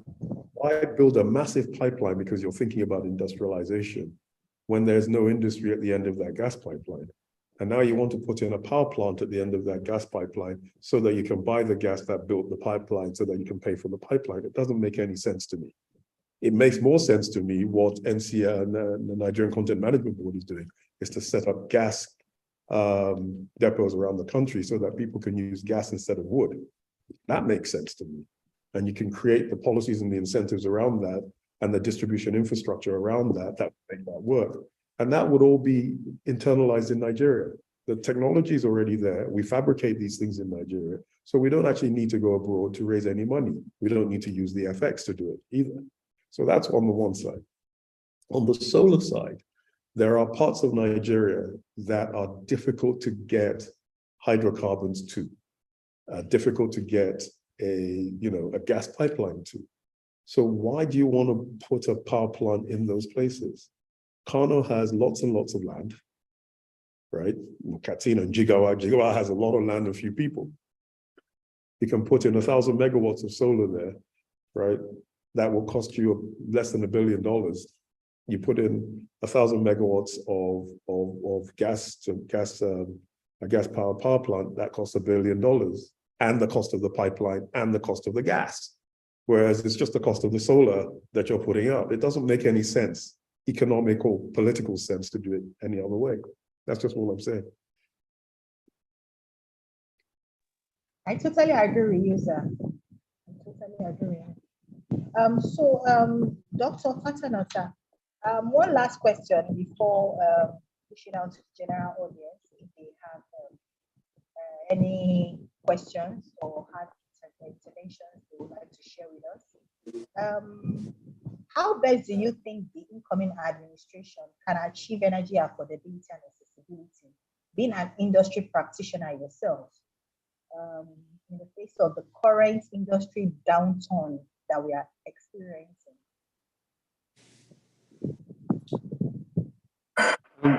Thank you very much, Kiva. The answer to that is going to be a very hard one. Energy affordability is going to be, and accessibility is going to be a very, very deliberate project. And because I am an introvert, again, just like Prof said, we are all in this together, all of us. Until Nigeria takes a very deliberate policy, first of all, to look inwards, we will never be able to achieve energy affordability and availability as we want it. Nigeria has remained one of the only countries today that is producing oil, putting in the pipeline, most of it stolen, some get to the terminal, all that crude is exported, and then when we get the cash, we're using the money to import refined products back into the society. I mean, it hurts when you know what life used to be when the Port Harcourt refinery was fully operating, when the World Refinery was fully operating. Why can Nigeria not run its affairs looking inward? For me, 10 years ago, I advocated that our policy should be from the terminal backwards to the wellhead, and that's where all the value chain is for Nigeria. Today, a company like ours, like Walter Smith, and if you are running smoothly, very small, I am a very strong advocate that many more of such should be encouraged and be allowed to prosper. And until Nigeria takes a very deliberate, focused approach to deriving full maximum value chain benefits from its energy sector, affordability and availability is just going to be something we all talk about. Thank you.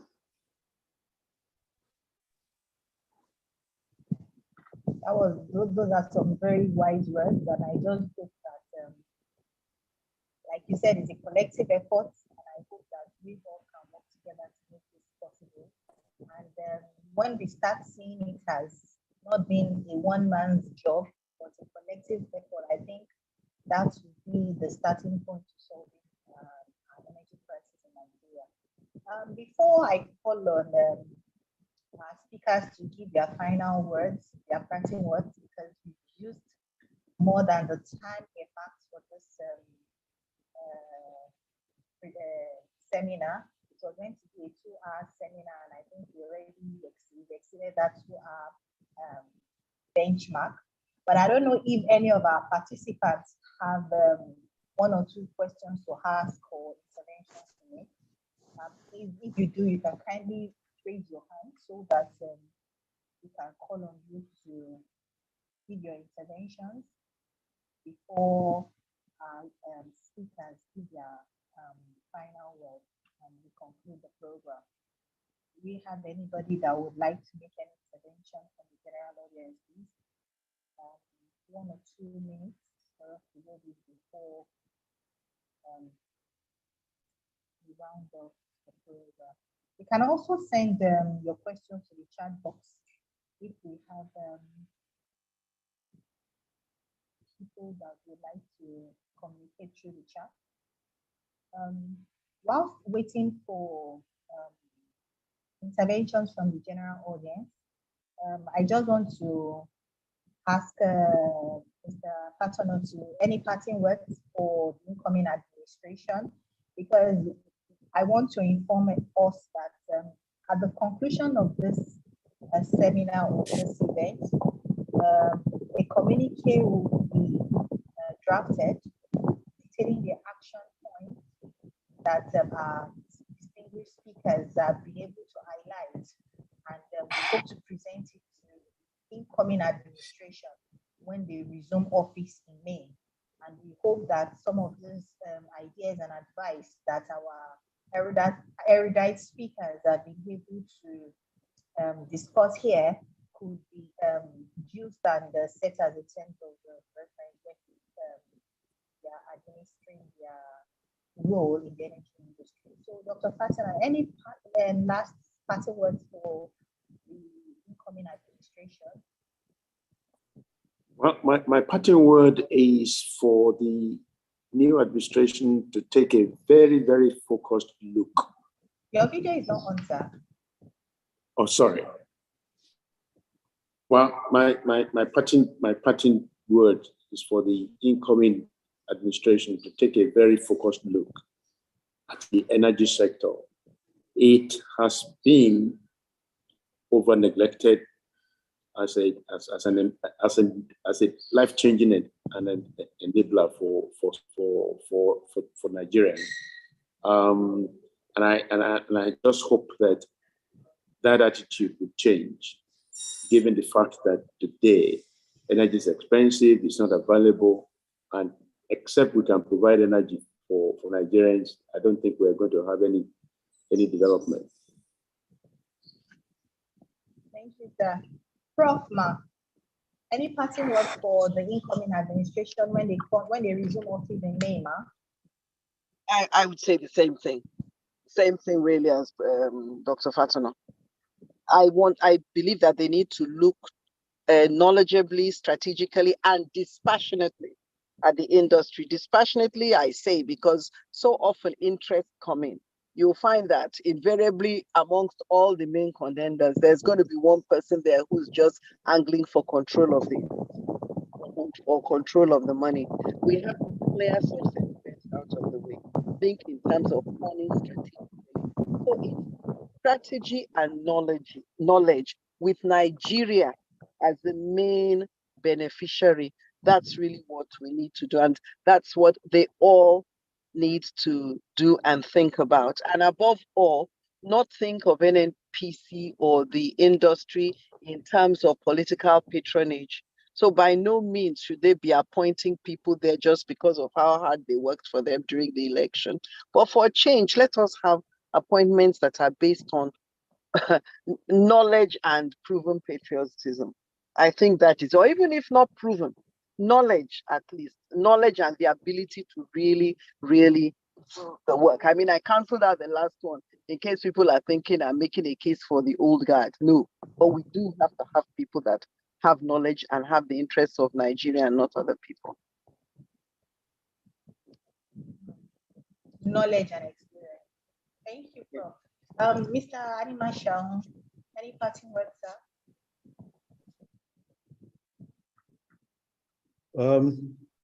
I think my two elders have actually more than adequately summarized what the government needs to do. So I'm just going to say what you need to do, listeners, members of this Lawyers Network. This is a generation-defining election, this election, and it doesn't stop after you voted. The government has a lot of things that it has to do, has a lot of priorities. There will be a lot of interest groups that will be lobbying from their own perspectives. But it's the citizenry that actually puts the pressure on the government to actually scale its priorities according to what is needed. And we in this group, in this network, are amongst those who can actually help define the opinions that make policy. And this is really important for one simple reason. The energy industry is never going to be the same again. The days of patronage are gone. The question is whether the government realizes that and grabs the opportunities that the new era that is coming is going to be able to offer us. Now, we have a lot of talent in this country, and I know Dr. Fatona has said they're all leaving. But if they see a country that is functioning and opportunities in this country, in the country, they will probably come. That's one. Two, the government needs to structure the governance of the sector around the sector, not around the product. So right now, our oil and gas industry is structured around a product, crude oil and gas. We celebrate the creation of LNG plants. For what purpose? So that we can export that gas. So we need to reorient ourselves away from the product mindset, what we produce in terms of what we sell to the world, to what we actually are able to produce for our own development. Now, we talk a lot about the Dangote refinery, but Auntie Yinka said there are also a host of other refineries that are incredibly dangerous, probably illegal, but they are here to stay. How do you regularize that? And an example to do that is in the mining sector, the solid mineral sector. The largest department in the Ministry of Solid Minerals is the artisanal mining department. There is no equivalent in the Ministry of Petroleum, no equivalent in the Nigerian Content Management Board, no equivalent in the regulatory in the midstream regulator. Nothing like that. We don't think in those terms, and we really need a cultural shift in our thinking if we're going to take the opportunities that are available. Now, I'm giving you the example of the artisanal miners in the solid minerals sector, simply because nobody becomes an artisanal miner because that's what they want to do. It's because they need to live, that they now go and start breaking earth and chipping marble. I recently acquired 2,500 tons of lithium, which is the latest mineral that is being exported, only to discover that the Chinese have actually set up a processing center in Ogun State, and they're shipping out 200 containers a year. Nobody knows about it, but there are over 180,000 people that I know are working in that sector, supplying them. It's all illegal. But what? It's an industry. So we need to really reshape our orientation around these issues and try to get enlightened government policies and a governing structure that unleashes its potential. Those are my parting words. Thank you so much, sir. Listening to you speak is is an eye-opening, very eye-opening for us. And we look forward to hearing more of your thoughts when we call you to speak at our future engagement. Really appreciate it a lot. We've come to the end of today's edition of the Lawyers in Energy Annual Stakeholders Roundtable 2023. Let me also use this opportunity to once again thank our very distinguished speakers, the three of them, who, despite their very busy schedule, some of them are not even in the country as we speak, and some of them had to leave a meeting just for this event. You know, we really appreciate you so much taking time out of your very busy schedule to create time for us, to share your wealth of experience and knowledge with us on this issue today. We are very grateful. We really appreciate it a lot from everybody from the network. We say a big thank you to Dr. Lai Fatono, Professor Inka Omorobe, and Senator Mani Marshall. Thank you, sir. Thank you, Ma, for giving us your time. My chairman is not here. I want to say a happy birthday once again to the network chairman, Mr. Chebutumi, and also use this opportunity to thank him. He's a bedrock and one of the network and a huge and massive supporter. And his support over the years has helped the network grow from strength to strength.